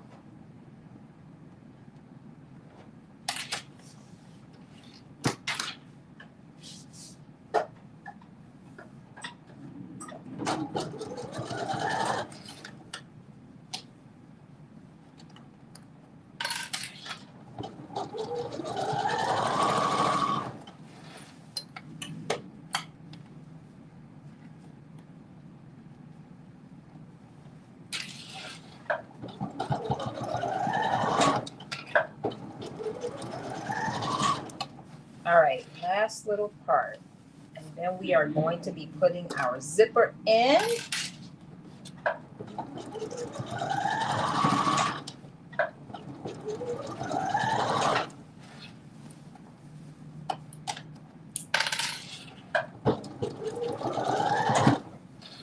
The other great thing about invisible zippers is that you don't have to necessarily match 100% because guess what? You cannot see it.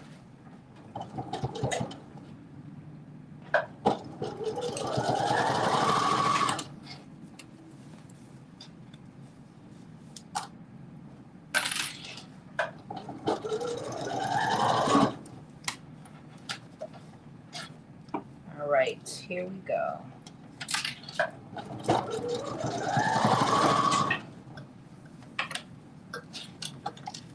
Last little part.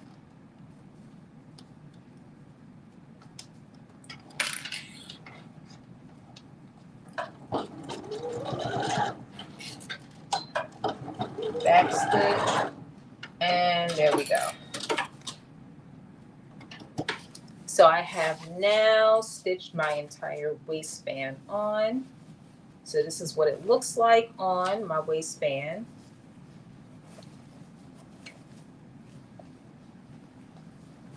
Okay, so then the next thing that we are going to do is we are going to attach our invisible zipper. And let me go get our zipper. I'm actually going to be using zipper tape. So I'm going to do one thing. I'm going to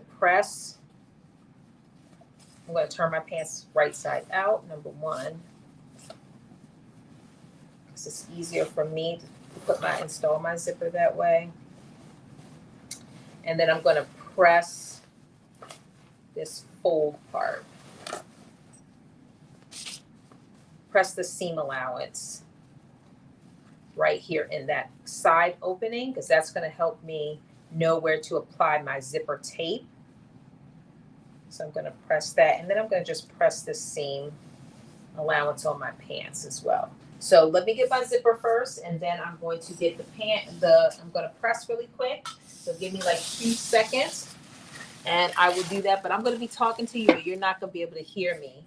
I mean, you're not going to be able to see me, but you're going to be able to hear me.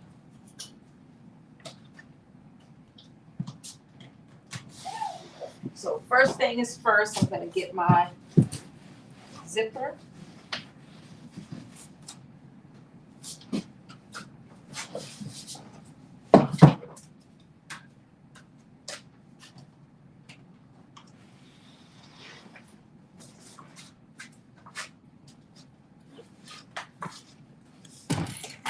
So here are my zippers.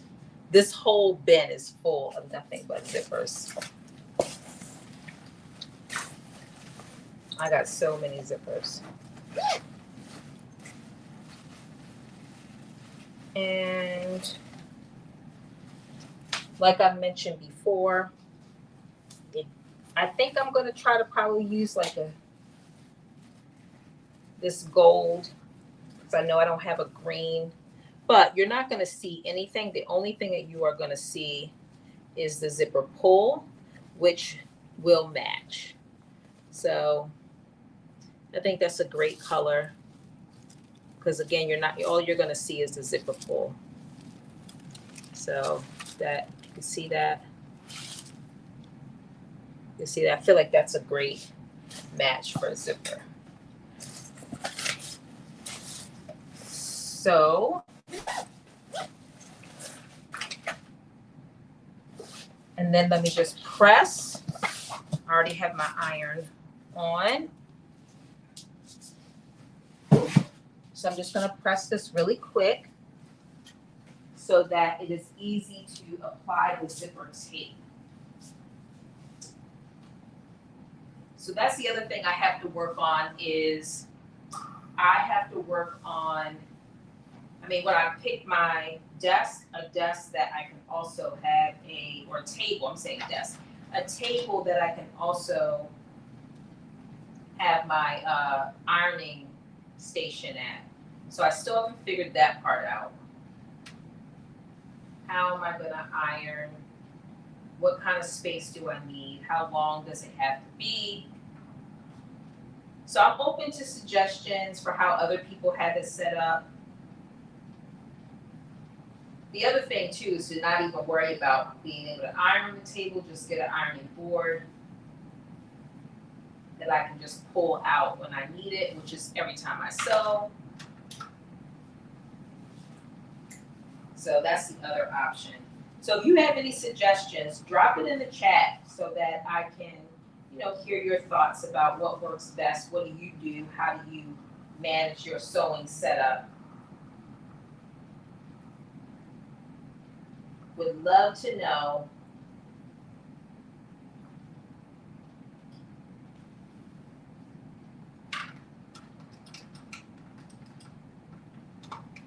All right, I'm just pressing my zipper opening now. And pressing my waistband.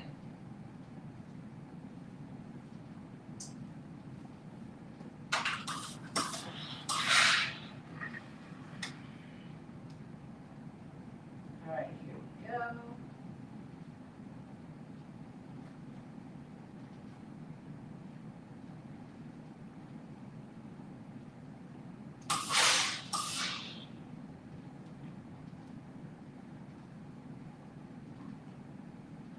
So I don't burn myself in the process. Ooh, Lord help us. Make sure nobody gets burned. All right, almost done. Almost done.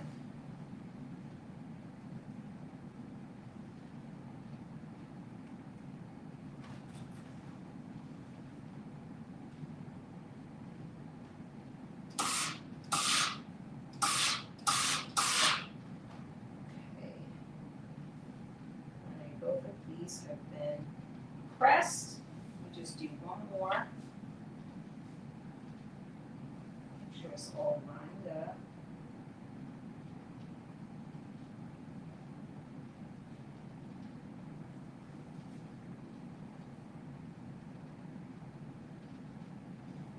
One more press, and then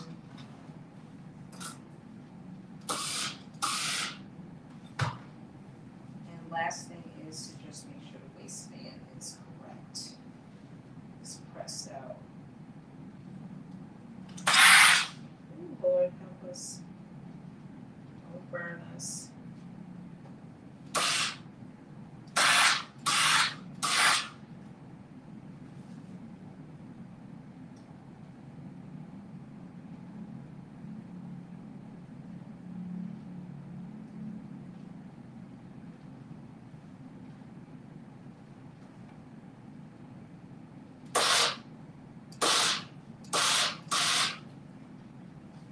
Almost done.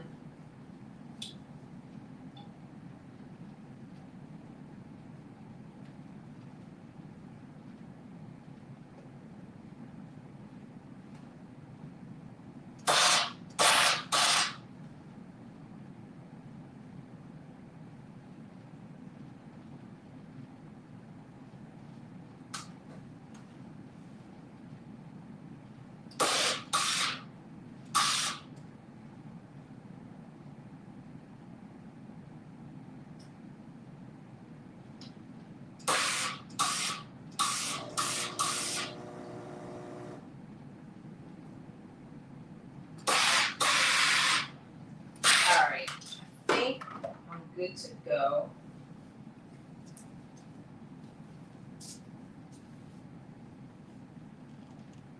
I think I am good to go. I have it all.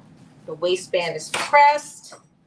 The waistband is pressed and my zipper area is pressed. So as I mentioned before, I am going to be using an invisible zipper.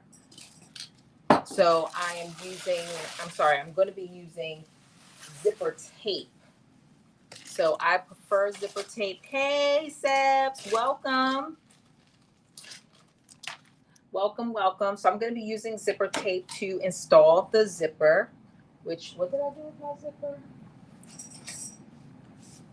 Am I sitting on it? Oh, here it is. So it is an invisible zipper. And let me just see. Okay, I want to make sure this all lines up.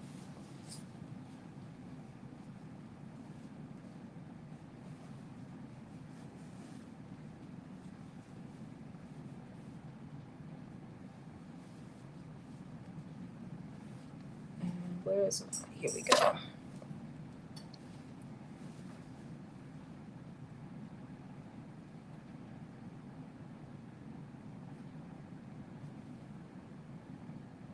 Just marking this because it's a little bit uneven. Not sure why, but it is. So I'm going to have to Make sure my zipper does not go. So I am going to put a piece of zipper tape on the seam allowance here. And then I'm going to be basically facing my zipper right sides facing, basically right sides facing. So I got my pants on the wrong side. And this is just how I install my invisible zipper. Again, because I don't stitch it, I use, I don't stitch it till after I apply the tape. But I basically take my seam allowance, I press it, I put the zipper tape on my seam allowance, then I take my zipper right side facing down towards the zipper tape, and then I sew on my zipper. So that is what I'm going to be doing right now, which is putting on my zipper. And this is a side zipper, by the way. This is a side zipper. So not that it matters, because I would apply it exactly the same way, even if it was a back zipper or a front zipper might do a zipper fly, but here is my zipper tape.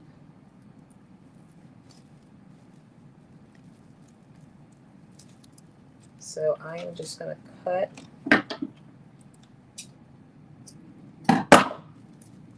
this piece, and I put it not right at the edge, but close to the edge.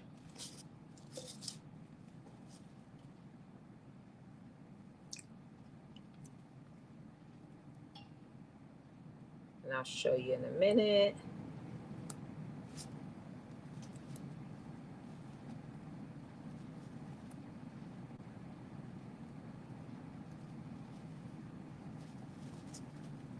And the great thing about zipper tape is that you can move it around a little bit. So that's the other thing I really like about it. So if you didn't get it exactly where you want it, before you take off the backing, you can adjust it somewhat. So just move that, sorry.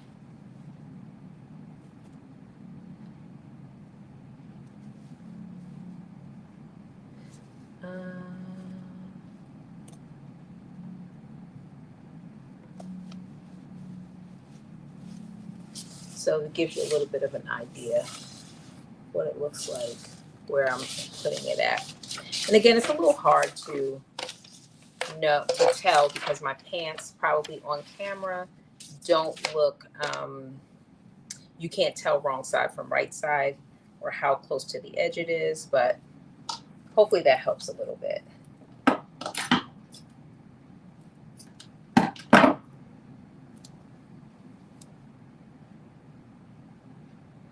So I'm doing the same thing on the other side.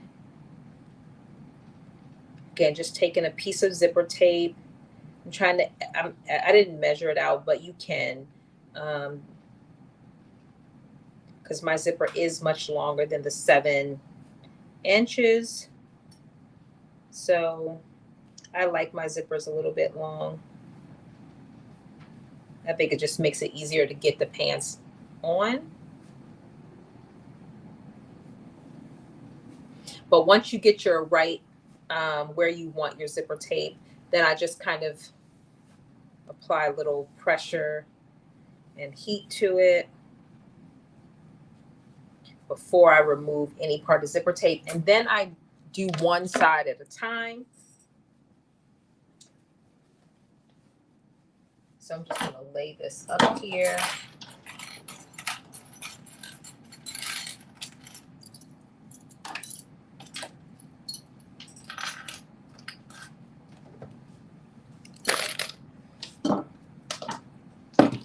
All right, here we go.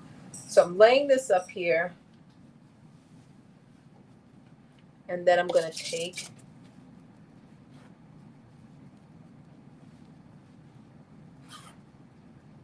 and I put zipper stop at the top of the tape, or right, maybe a little bit below, like the seam allowance below.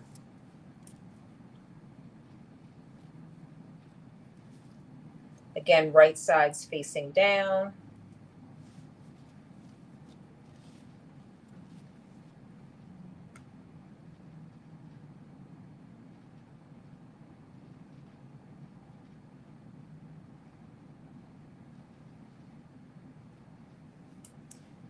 and I just apply it close to the, like right on, so that the zipper teeth align with the fold of the seam. And again, what I love about this is that you can pull it on and off to make sure it's perfectly aligned the way you want it.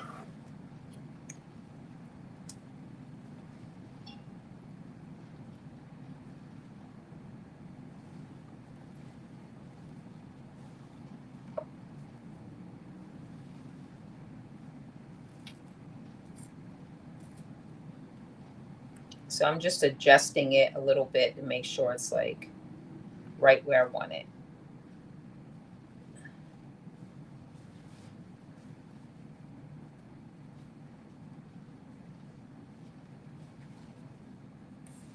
And I want to just bring my zipper down a little bit further, so I'm going to add another little piece of tape.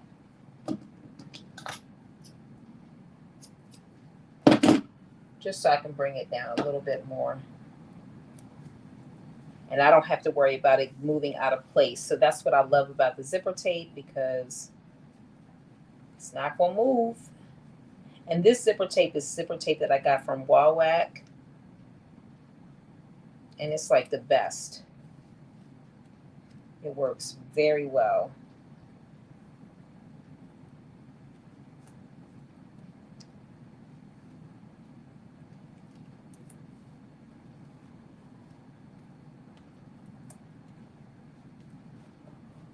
All right, now I got it where I want it. I am just going to apply a little bit of pressure, take off the little piece, and then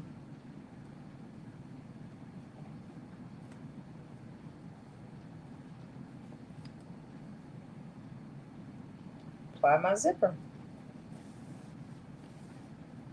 And I'm just going to put a little pressure.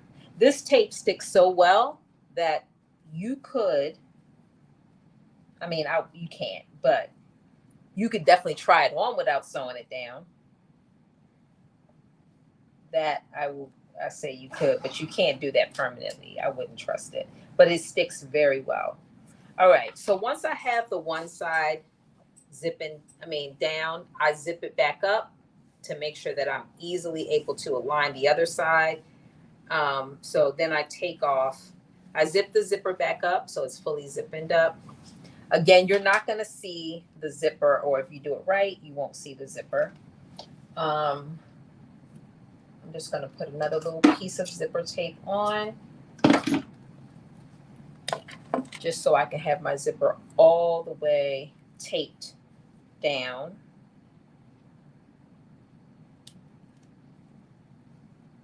Before I sew.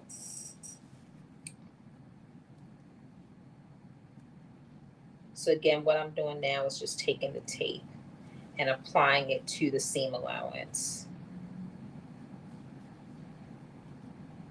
The other thing you just want to be aware of is with the zipper tape is it does make your needle a little sticky. It can, but you can remove that residue with alcohol. So now I'm just removing the backing of the zipper tape, and then I'm going to take it and apply the other piece of the zipper, other half.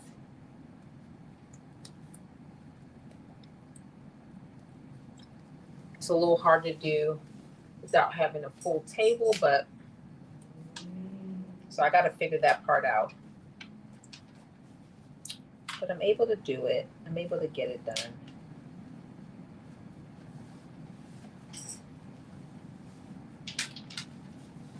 So that's what you see me kind of struggling with a little bit, is trying to keep this straight. Normally I don't have any problems, but because I can't lay the pants out straight, I am having a little bit. And this is where it does help. This is for people that, I know there's probably people like, oh, you should have base stitched it. And this is where base stitching would help. but I typically don't have to base stitch. Typically, I'm able to just lay the pants down and then I can lay the zipper on top. So I got to work that part out.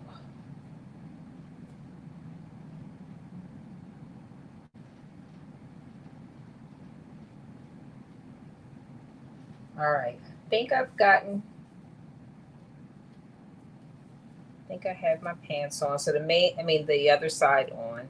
The main thing is just to make sure that you don't have any bubbles or anything in there, which if you base stitch, you won't have that problem. But also if you have a flat surface, you shouldn't have that problem. So I just had to reapply one part.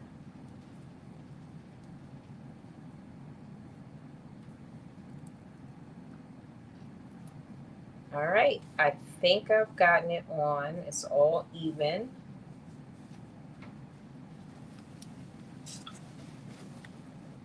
No problem. So you can't really, you can see I have my zipper tape on, and then I have the zipper applied just to the seam allowance on both sides. You can see that. And now what I'm going to do is I can unzip my zipper. If I can.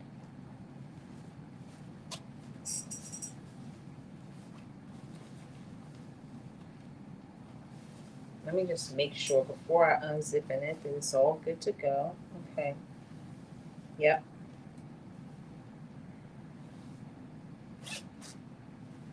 And now I'm going to, just on the seam allowance, sew down each piece.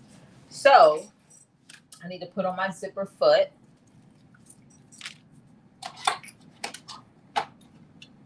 And I haven't had to change my feet. This will be my first time changing my foot on this.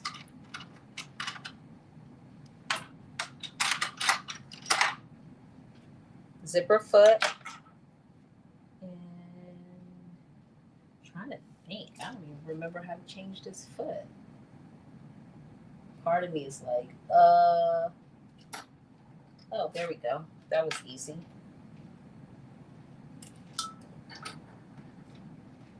Okay, this is simple.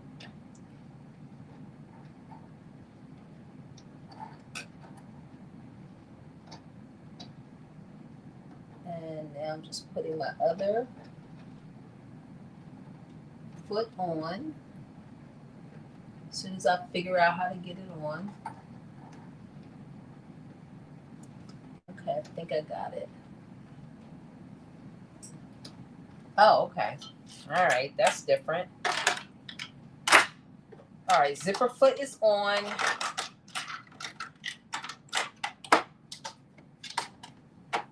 And now we're getting ready to sew this zipper. So again, you're just sewing it to the seam allowance. And I'm opening up the teeth of my zipper.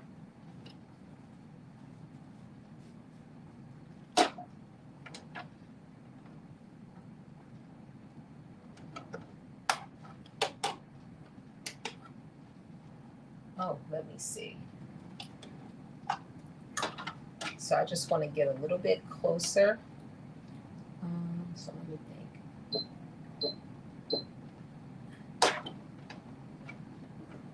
All right, I think I've gotten where I want to be, and let's see.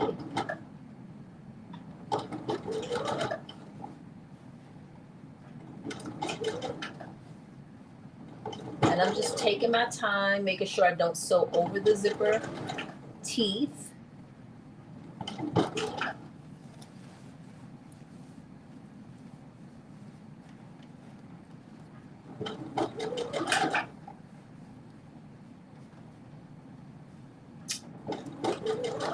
So we are almost done. There's really not much to do after. Let me see. We got one more step. I have after we put the zipper in. And then the last step will be, which I won't do online, which will be the hem, the bottom of the pants. But I will do that offline.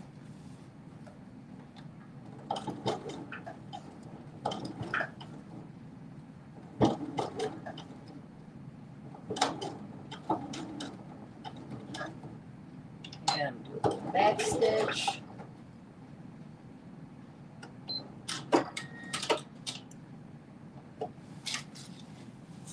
Okay, one side is on, and I always like to check and make sure that I can actually zip in the pants. Each time I put one side on, I do see one piece where I got caught a little piece of the pants in there. I don't know if you could see that. If you could see that, you probably can't see it, but there's like a little piece where a little extra piece got sewn in there. So I will be fixing that.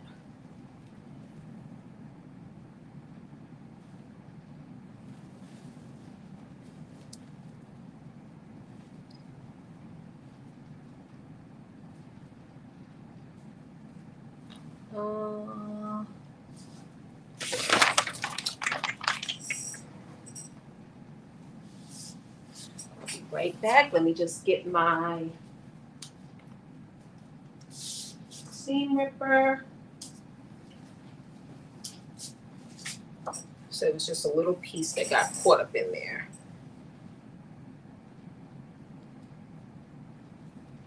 I don't know how that happened, but it did.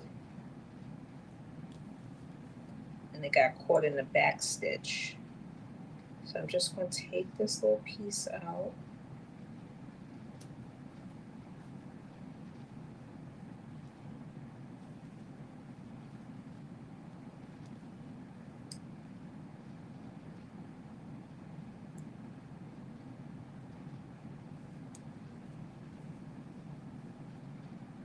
Well, it should be one more stitch.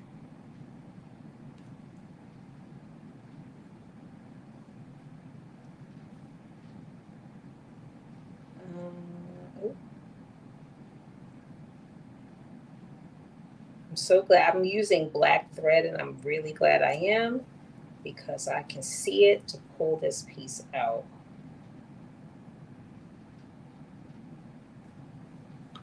All right, there we go.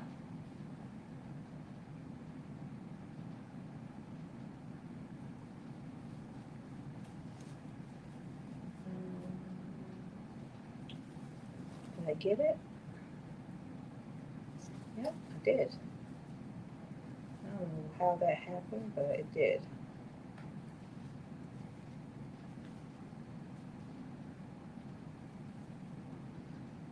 Just gonna take out a couple more. And I sewed down, so I don't really have to.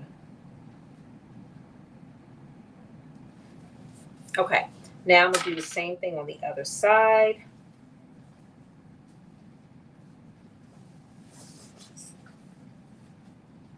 And again, just sewing on the seam allowance. And I'm actually going to zip this up. And then I will come back and sew it down.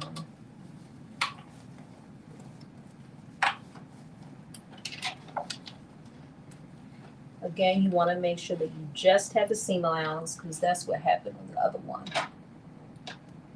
I had more than the seam allowance.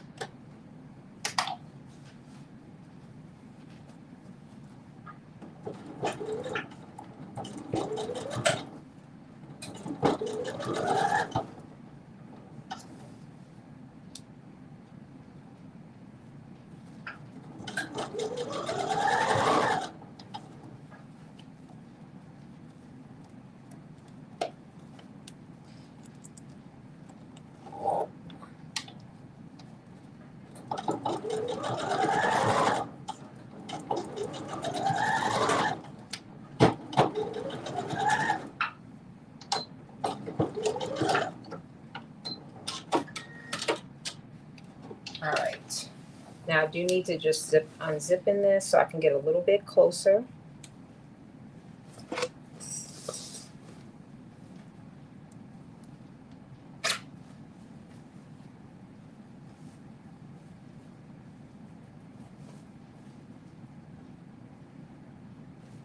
Because you don't want any of that yellow strip showing through.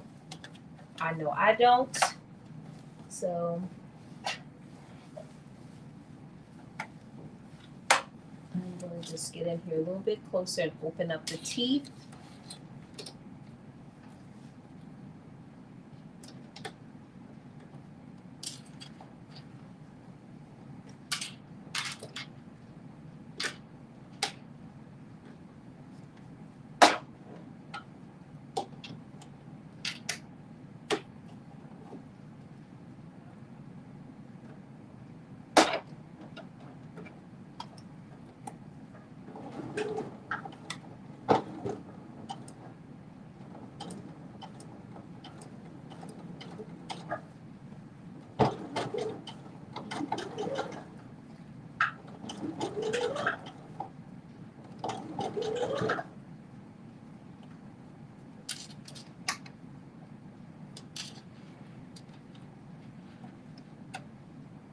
And again, I'm just trying to open up the zipper teeth so that I can get as close as possible to the zipper.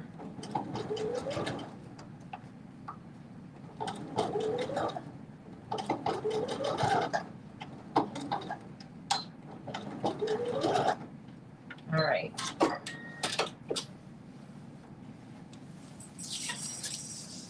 And now I'm just going to make sure I can zip it up again.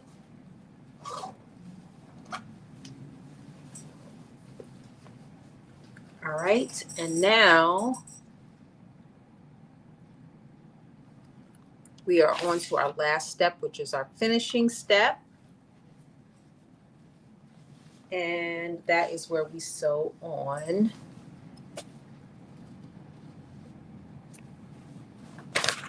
the other part of the waistband. So I am going to do, one of the things I do want to do before I sew that on is I think I want to try the pants on.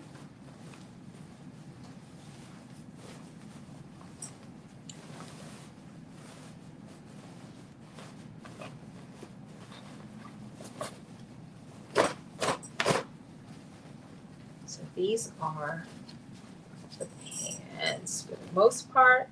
This is just the waistband, which we have the finishing waistband.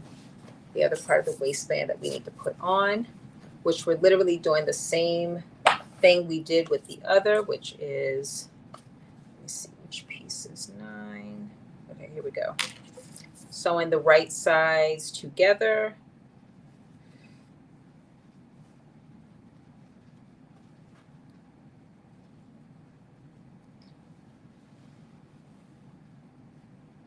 And this one, I don't think I cut all the way. What was it, this one? Let me see.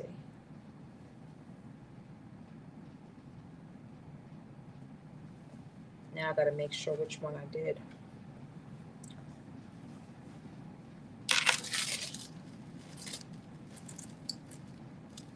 All right, that is piece number 9. Let me see which one of these is piece number 10. I think this is going to be piece number 10. And this is piece number 10. Okay. Piece number 9, piece number 10.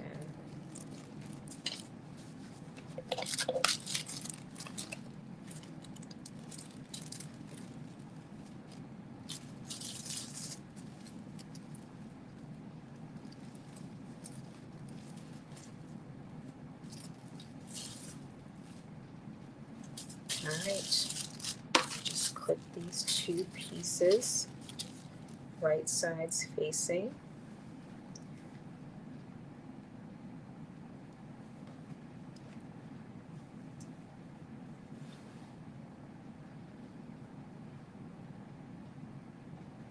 And let me just make sure I have this right.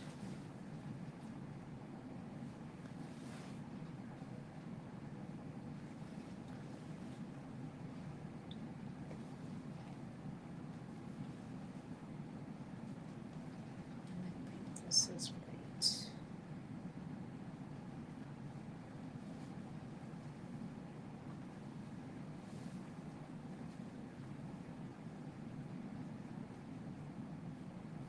Yep. Okay. I just wanted to make sure I had it right. So right side's facing, you're going to sew it together on the side seam.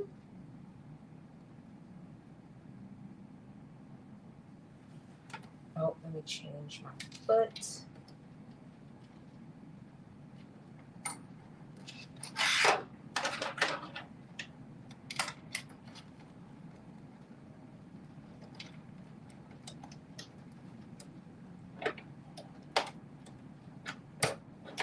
There we go. Almost done. We are almost to the last part.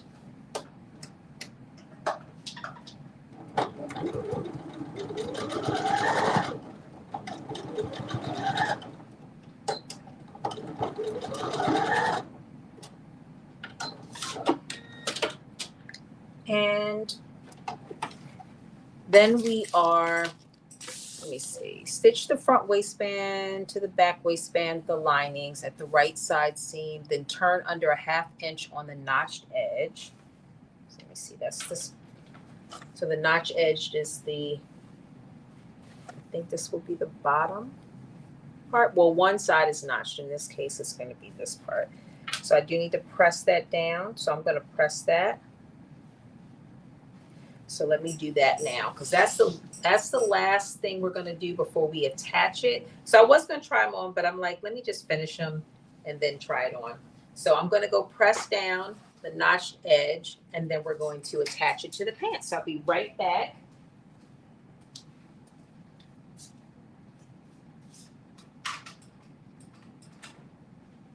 I am just folding it under a 1/2 inch.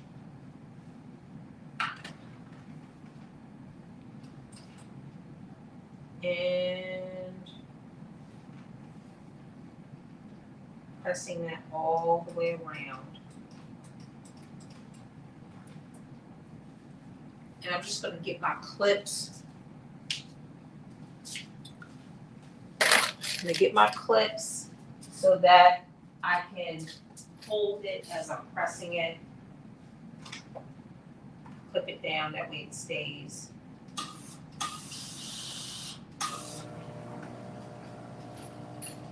Ooh, the steam is steaming. It's hot.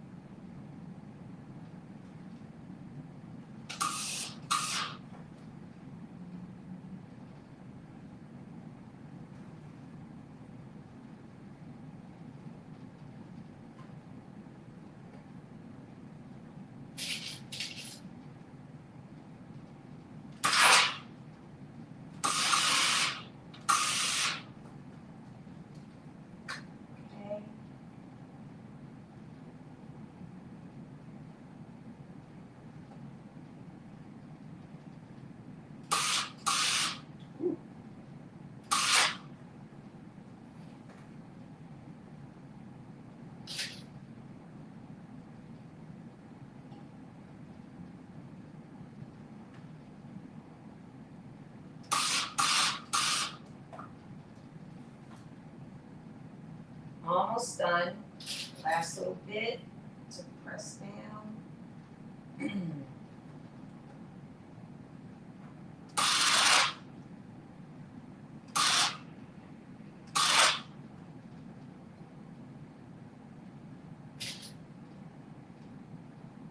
Again, these clips are going to help. I think they'll stand down pretty good.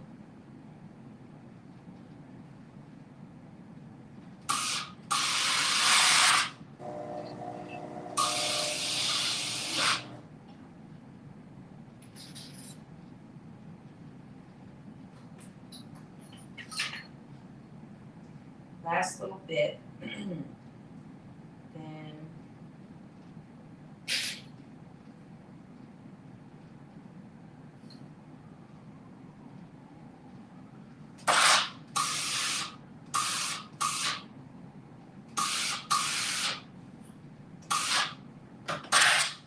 all right.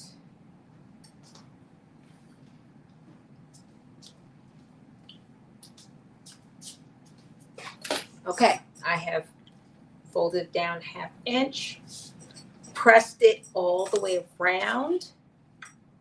So this is what it looks like on the outside. This is going to be tucked in, so even though, so these aren't really going in the same direction just because I messed up when I was cutting it, but I was like, it's going to be, this is what's going to be on the outside. So that's the good thing. This is going to be on the inside. Okay, so then the next thing we're going to do is with right sides together, we're going to pin. We're going to pin that waistband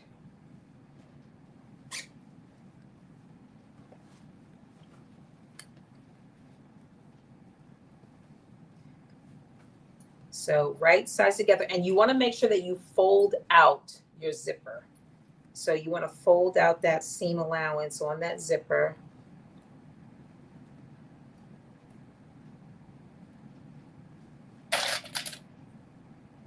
And I'm just going to clip, excuse me,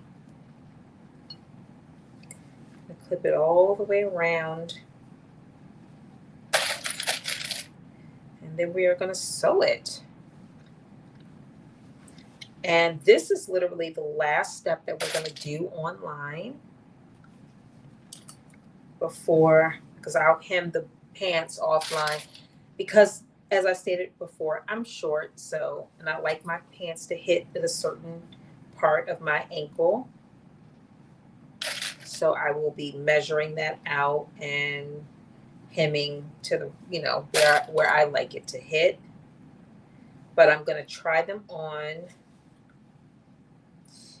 Like I said, this is my 3rd time making them, so I made them a while ago. Well, not a while ago, I guess, I don't know, a month ago or so. I made them like 2 times back to back, like a month ago. So I tried the one of the pair on, and so I do expect these to fit.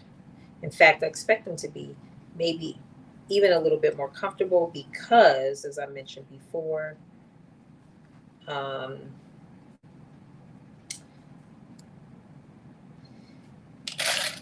I did these at a little bit less than 5/8. So, all right, let's see. So this is coming up a little bit bigger. I always have a little bit of a struggle with waistbands. They're not like the thing that I'm super great at.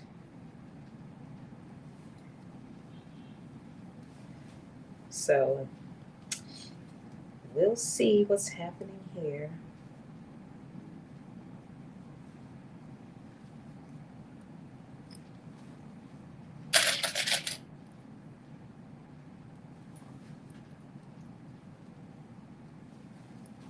Let me see something. Is this one longer? I might end up having to use this longer one because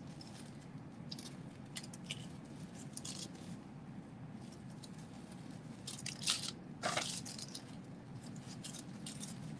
think this one is this. Because it's a little bit too, I feel like it's a little bit too short.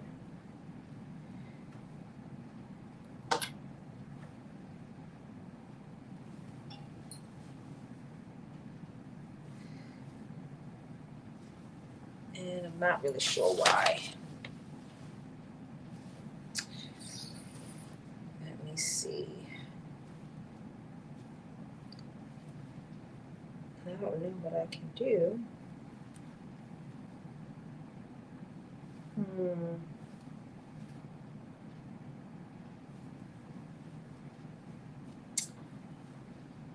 Well, I know what I can do.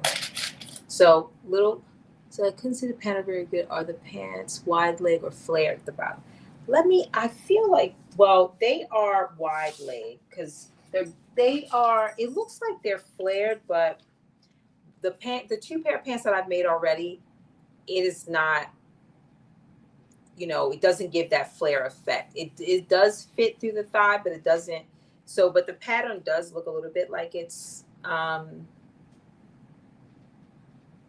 on the actual like drawing, it does look a little bit like it is flare, but I will tell you, I feel like it's more of a wide leg, but it's not very wide at all.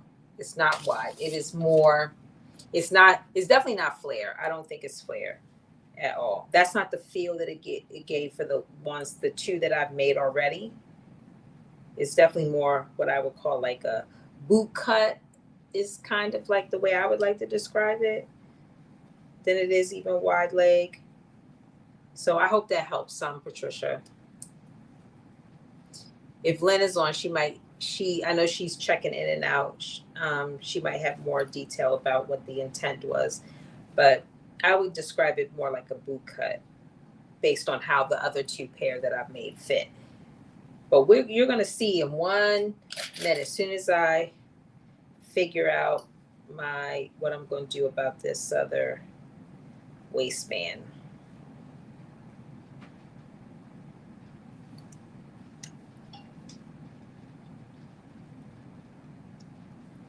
All right. So what we're going to do right here, since this is on the inside, we're going to add a little piece because you're not going to be able to see this at all.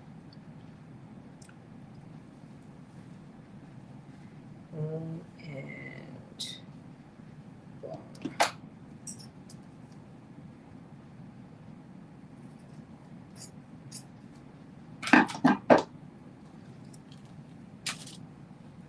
this is why, again, I said this before, but so important to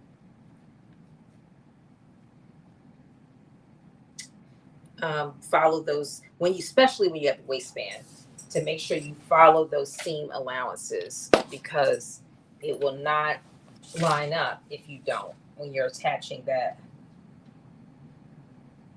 waist. So I'm doing a little cheat here because I don't want to take them apart, take my other waistband apart. It's so much quicker for me to just add this little piece. Again, because it's going to be folded to the inside, you will not see it. I didn't have this problem when I made the first two, but that was because I sewed it on my other sewing machine. So I'm very used to the seam allowances and all the measurements, and I made a mistake and assumed something was the 5/8 inch mark, and it was not. So that is me, all on me, for not, this is only my second time sewing on this machine. Well, no, not my second time, but I've only been using it for the last week, let's say that. But I have sewn a couple of things in that time period. So I'm still learning it. It's still a great machine, and the little challenges are just that, little challenges. So hopefully you'll learn from my challenge.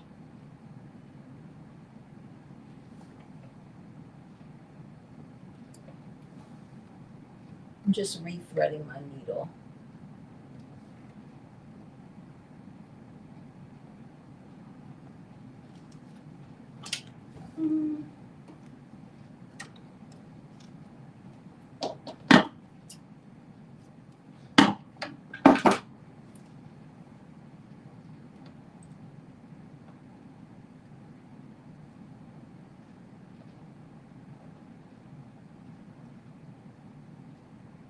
Let me try to see if I can get my needle threader to work the way I want it to.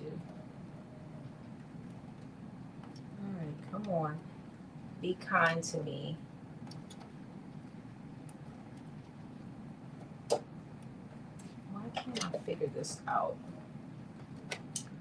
Why can't I figure it out? Something that I'm not doing consistently, and I don't know what it is. Is that it?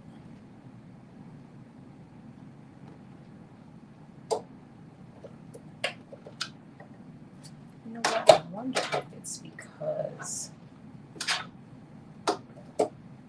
There we go. You know what? I figured it out. You gotta have the needle up.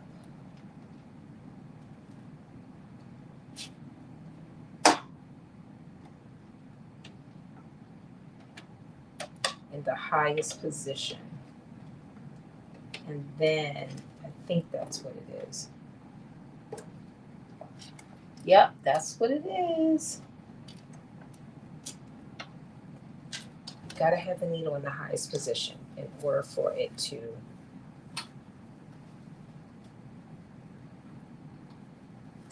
for the needle threader to work. I'm just learning all kinds of things today. Still learning about my machine. Okay, here we go.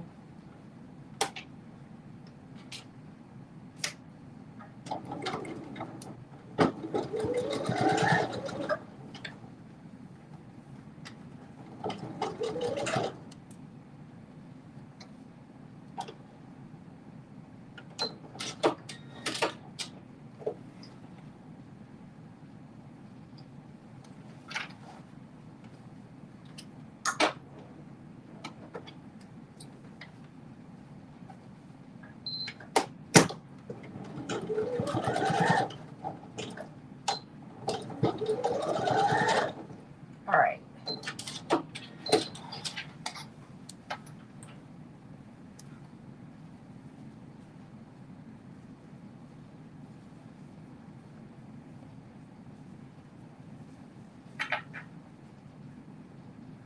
And now I'm just clipping this around. So what I did was, hey, Anna. Welcome. Thank you for joining. Hi, Miss Tata. All right. So I just had to do a little YOLO moment because I did not sew my pants at 5/8 of an inch consistently. I misread. So now I've done what I need to do. I've added a little piece. Again, this is going to be towards the inside, so you will not see this from the outside that I would do this. And I'm just cutting this little extra piece off. So I've gotten it, the waistband, all the way clipped around. And I'm just going to finger press this part.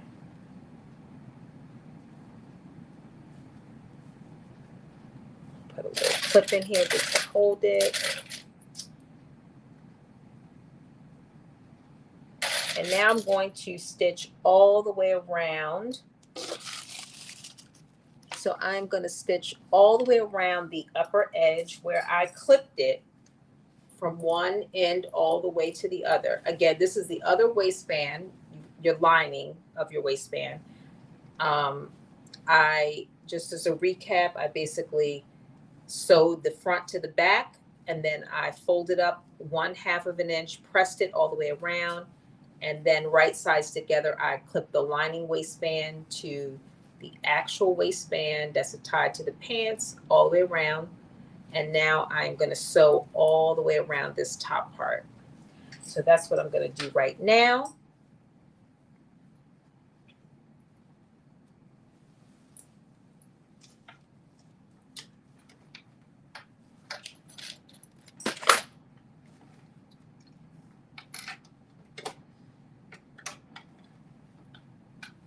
So here we go.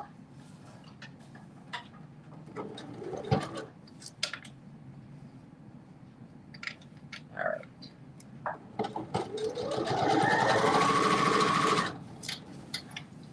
Also, if I didn't say this, you also have to make sure you fold out your entire, your zipper, that seam allowance. So you don't want to have it folded in, you want to have it folded out.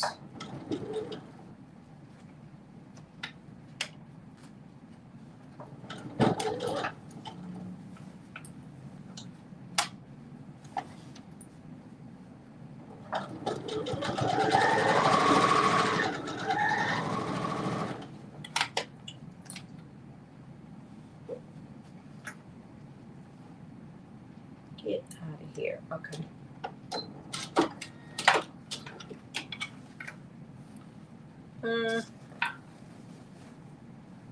So of course it slipped down. So I gotta.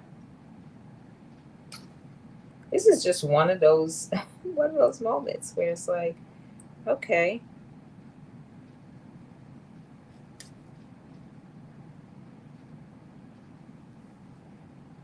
So I started sewing it and my waistband slipped down. Luckily I noticed it now and not when we were finished. So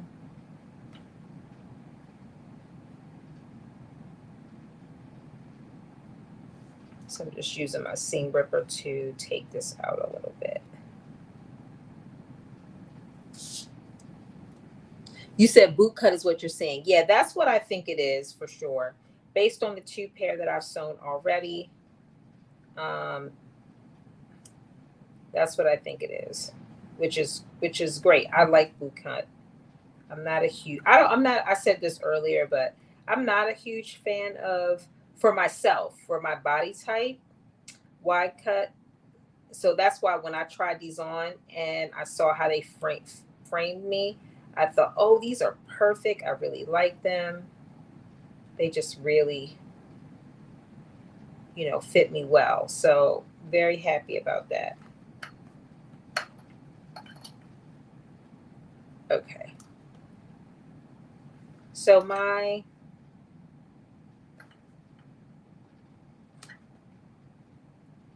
raw edges did not stay lined up. It slipped down some. So I had to seam rip this so I can line it back up.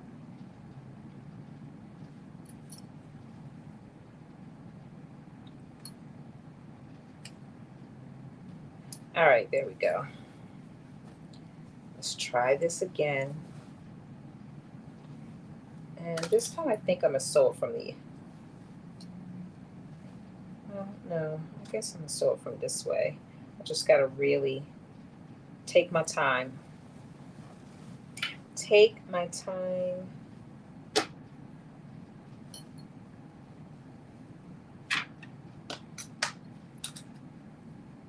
All right, here we go.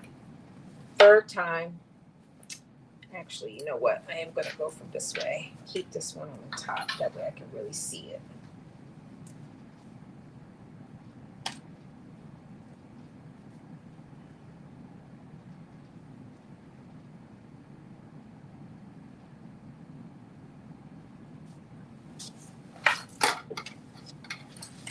All right, here we go.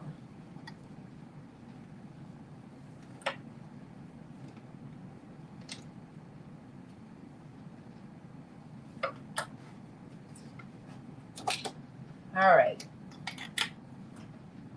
I'm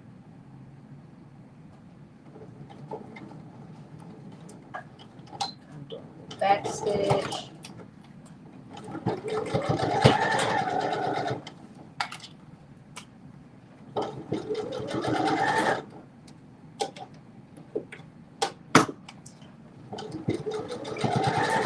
All right, this is working better.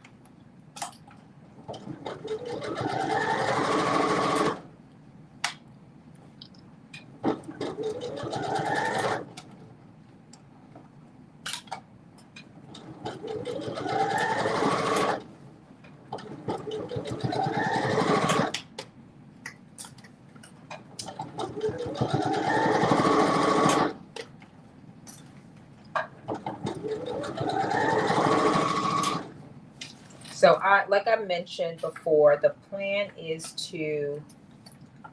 this is the plan, to wear these with the black. No, I think I'm gonna do white. A white top, black blazer, black heels. That's the plan.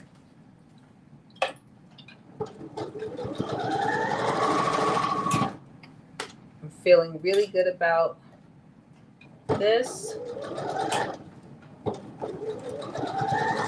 That styling, gold jewelry. I feel like the gold, that'll bring out the gold, the yellow.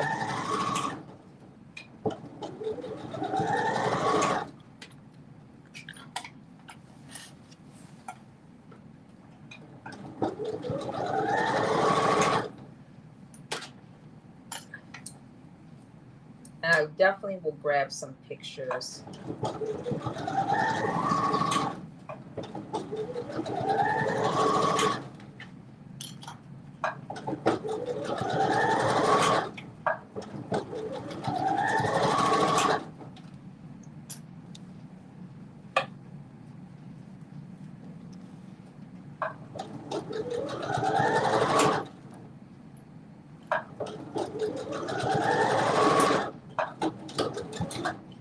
All right, and then the last little, oops.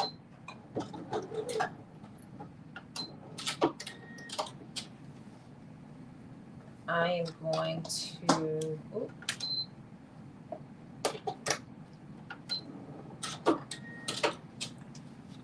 and now I'm going to do a stitch right down each side as close as I can to the zipper teeth without sewing the zipper teeth.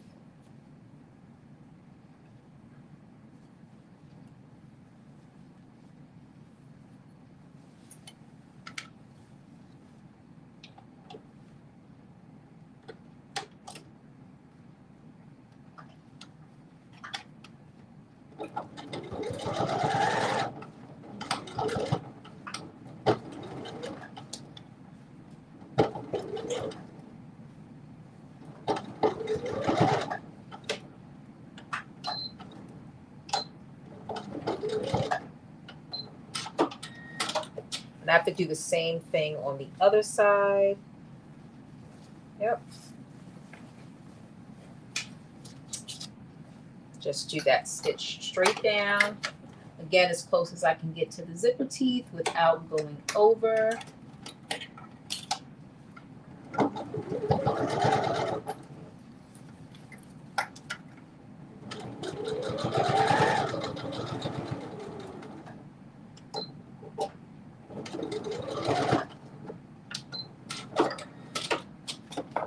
And then last little part is to cut this corner and then flip it to the inside. And you do need to press it. The lining piece, you want to press it, flip it, and then press it. Oh, let me cut this part off.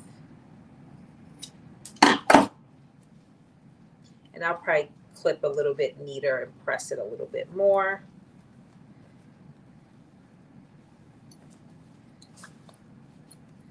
I'll press this all like really flat. Probably understitch it as well, just to keep it laid down. Does it tell you to understitch? Oh, they actually have you not fold it. Let me see.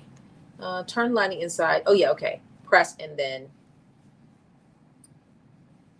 they have you do a slip stitch at the bottom,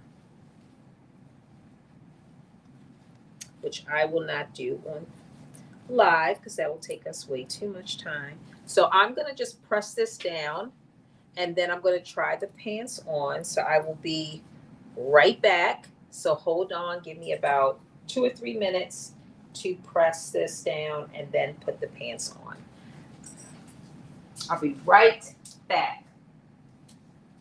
Well, I'm going to press this first, so that's going to take me like a minute because it's already, the iron is already ready to go. So just give me 1 minute to press. And then I'm going to put it on.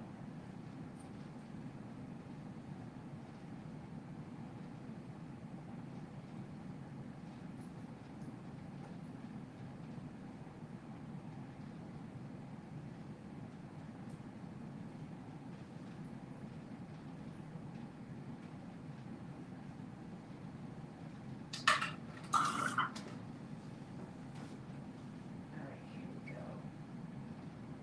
Here we go.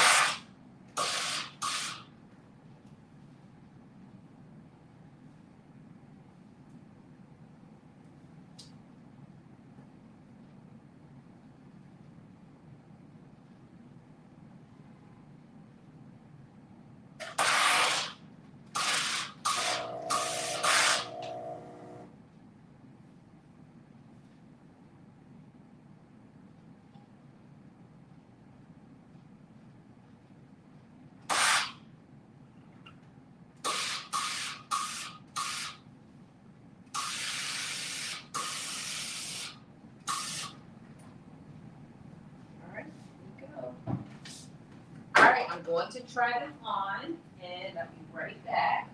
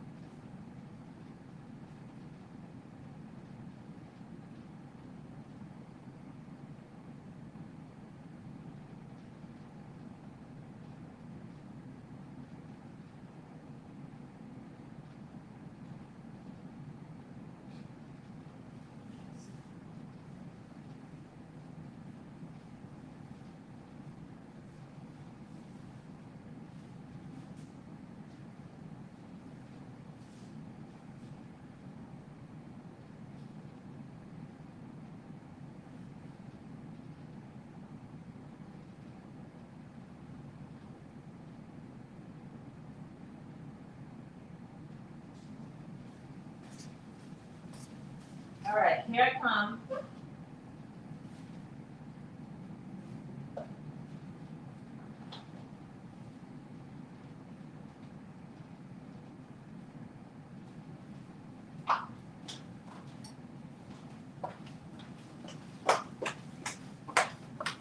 Okay, the pants look amazing, as I stated before. I don't know if you could see this, but okay, here's the pants. They fit really well. So one thing I got to do is I'm going to have to probably take out my waistband, which I'm going to do today. Two reasons. One, I think this will lay a little bit flatter once I stitch in the bottom, because I didn't have this issue with my other pair. So I'm gonna have to definitely take it apart. But also because I realized that I stitched too close here, so I can't zipping up the zipper because I stitched too close to the zipper teeth. Remember that when I said when you stitch this up? But that's a quick fix. Either way, I feel like I love the pants. They turned out really, really well. I do have to still hem the bottom part of the pants, but that will be super quick. I mean, I think it looks okay with the black, but I think it'll look better with the white. So this is how they will ultimately look once I'm finished. This is the side zipper. See, the zipper is completely invisible till you get to this part. And so I just gotta loosen it up a little bit there, so then I'll be able to zip in it. But I just can't zip in it because the zipper is stuck on. I was trying to figure it out and I couldn't. I was like, oh, I had to take them off and see that it was stitched too close to the zipper teeth, so that's why it won't go up. But I really like the pants. They, like I said, they fit really good. This will be again. My other pants don't have any gap in it. They fit, like I said, perfectly. So I expect that when I redo this, that it'll fit perfectly as well. As far as my attempt at lining up the pattern, it was not a workout, but nonetheless I still like it. Like, this actually doesn't look bad. This side turned out pretty good in terms of, I mean, it's like the opposite in each one of the sections. Again, I didn't intend that, but that's how it turned out. But I really like them. This is Nomi 2092. I really like the pants. I think they look really, really good.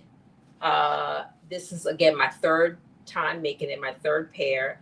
I really like them. They fit super good. So I'm going to spend some time this evening, again, just taking this waistband out and re-putting it in, because I feel like I can probably do it really quickly, because I do want to take them with me. I do want to wear them because I feel like they look really, really nice. And like I said, I'll wear them with a black blazer, a white shirt, because I feel like it'll pull it out. And gold accessories, I think, will work the best in terms of styling it. Yes, this fabric is Ankara fabric. So yeah, look, it just shows like you could really do a lot with these pants. I would have loved to be able to do the underlining, but I just couldn't find a fabric that really worked well with this fabric, and I was determined that I was going to do Ankara. So anyway, this is the pants. This is how they look. When you see them again, I will have I'm going to take out this waistband and just do the adjustment that I need to do to make sure that they are in right. And then also I got to take them out anyway. Well, I don't have to take it out, but I do need to undo this part. And then the last thing will be to stitch down the facing or lining of the waistband. But I'm going to do all that and then hem the bottom of the pants, which I will do as well. So yeah, I stand by that. I think these are a quick sew. They're 4 pattern pieces. It's a side zipper. There are no pockets, but you could definitely add pockets. I would say if you are going to add pockets, because it is so fitted in the hip area, you definitely may want to think about either using a smaller seam allowance in this hip area, or considering sizing up just if you want to add the pockets to it, because again, they would be really super tight because it's fitted in this area, which is my preference. I like my pants to fit that way. It is, like I said, straight at the bottom. I don't know if you could see this so well, but it's You know, I mean, not straight. It's like a boot cut at the bottom. But I really like them. I love the fabric. It did everything it was supposed to do. So once I fix this waistband, it will be tighter like that. It will not have any gapping in the back or anything like that. Perfect fit. Anyway, thank you all for hanging in there while I sewed this. I cannot wait to wear this. These pants are like fire. Look at them. They are like super cute. Look at these. They are super cute. I love them. I love them so much. So this is, as a reminder, these pants are Nomi 2092. This is Lynn's pattern. We did the pants, 4 pattern pieces, front pants, back pants, front waistband, back waistband. They have no pockets and a side zipper, but they fit super cute, super well. I love them. So I would encourage you to make them. And if you have any questions, Lynn, I know, is available and super friendly. And then, of course, I'm willing to share. This would be my 3rd time making them, so I really like them. Okay, so Chris said, did I make any adjustments to the pattern? The only thing that I did was I did not do the underlining. So I did not do the extra layer of fabric. Other than that, I sewed a size 16. I did not do anything differently than the pattern suggests intentionally. Like I said, I asked, because I sewed these pair on my new sewing machine.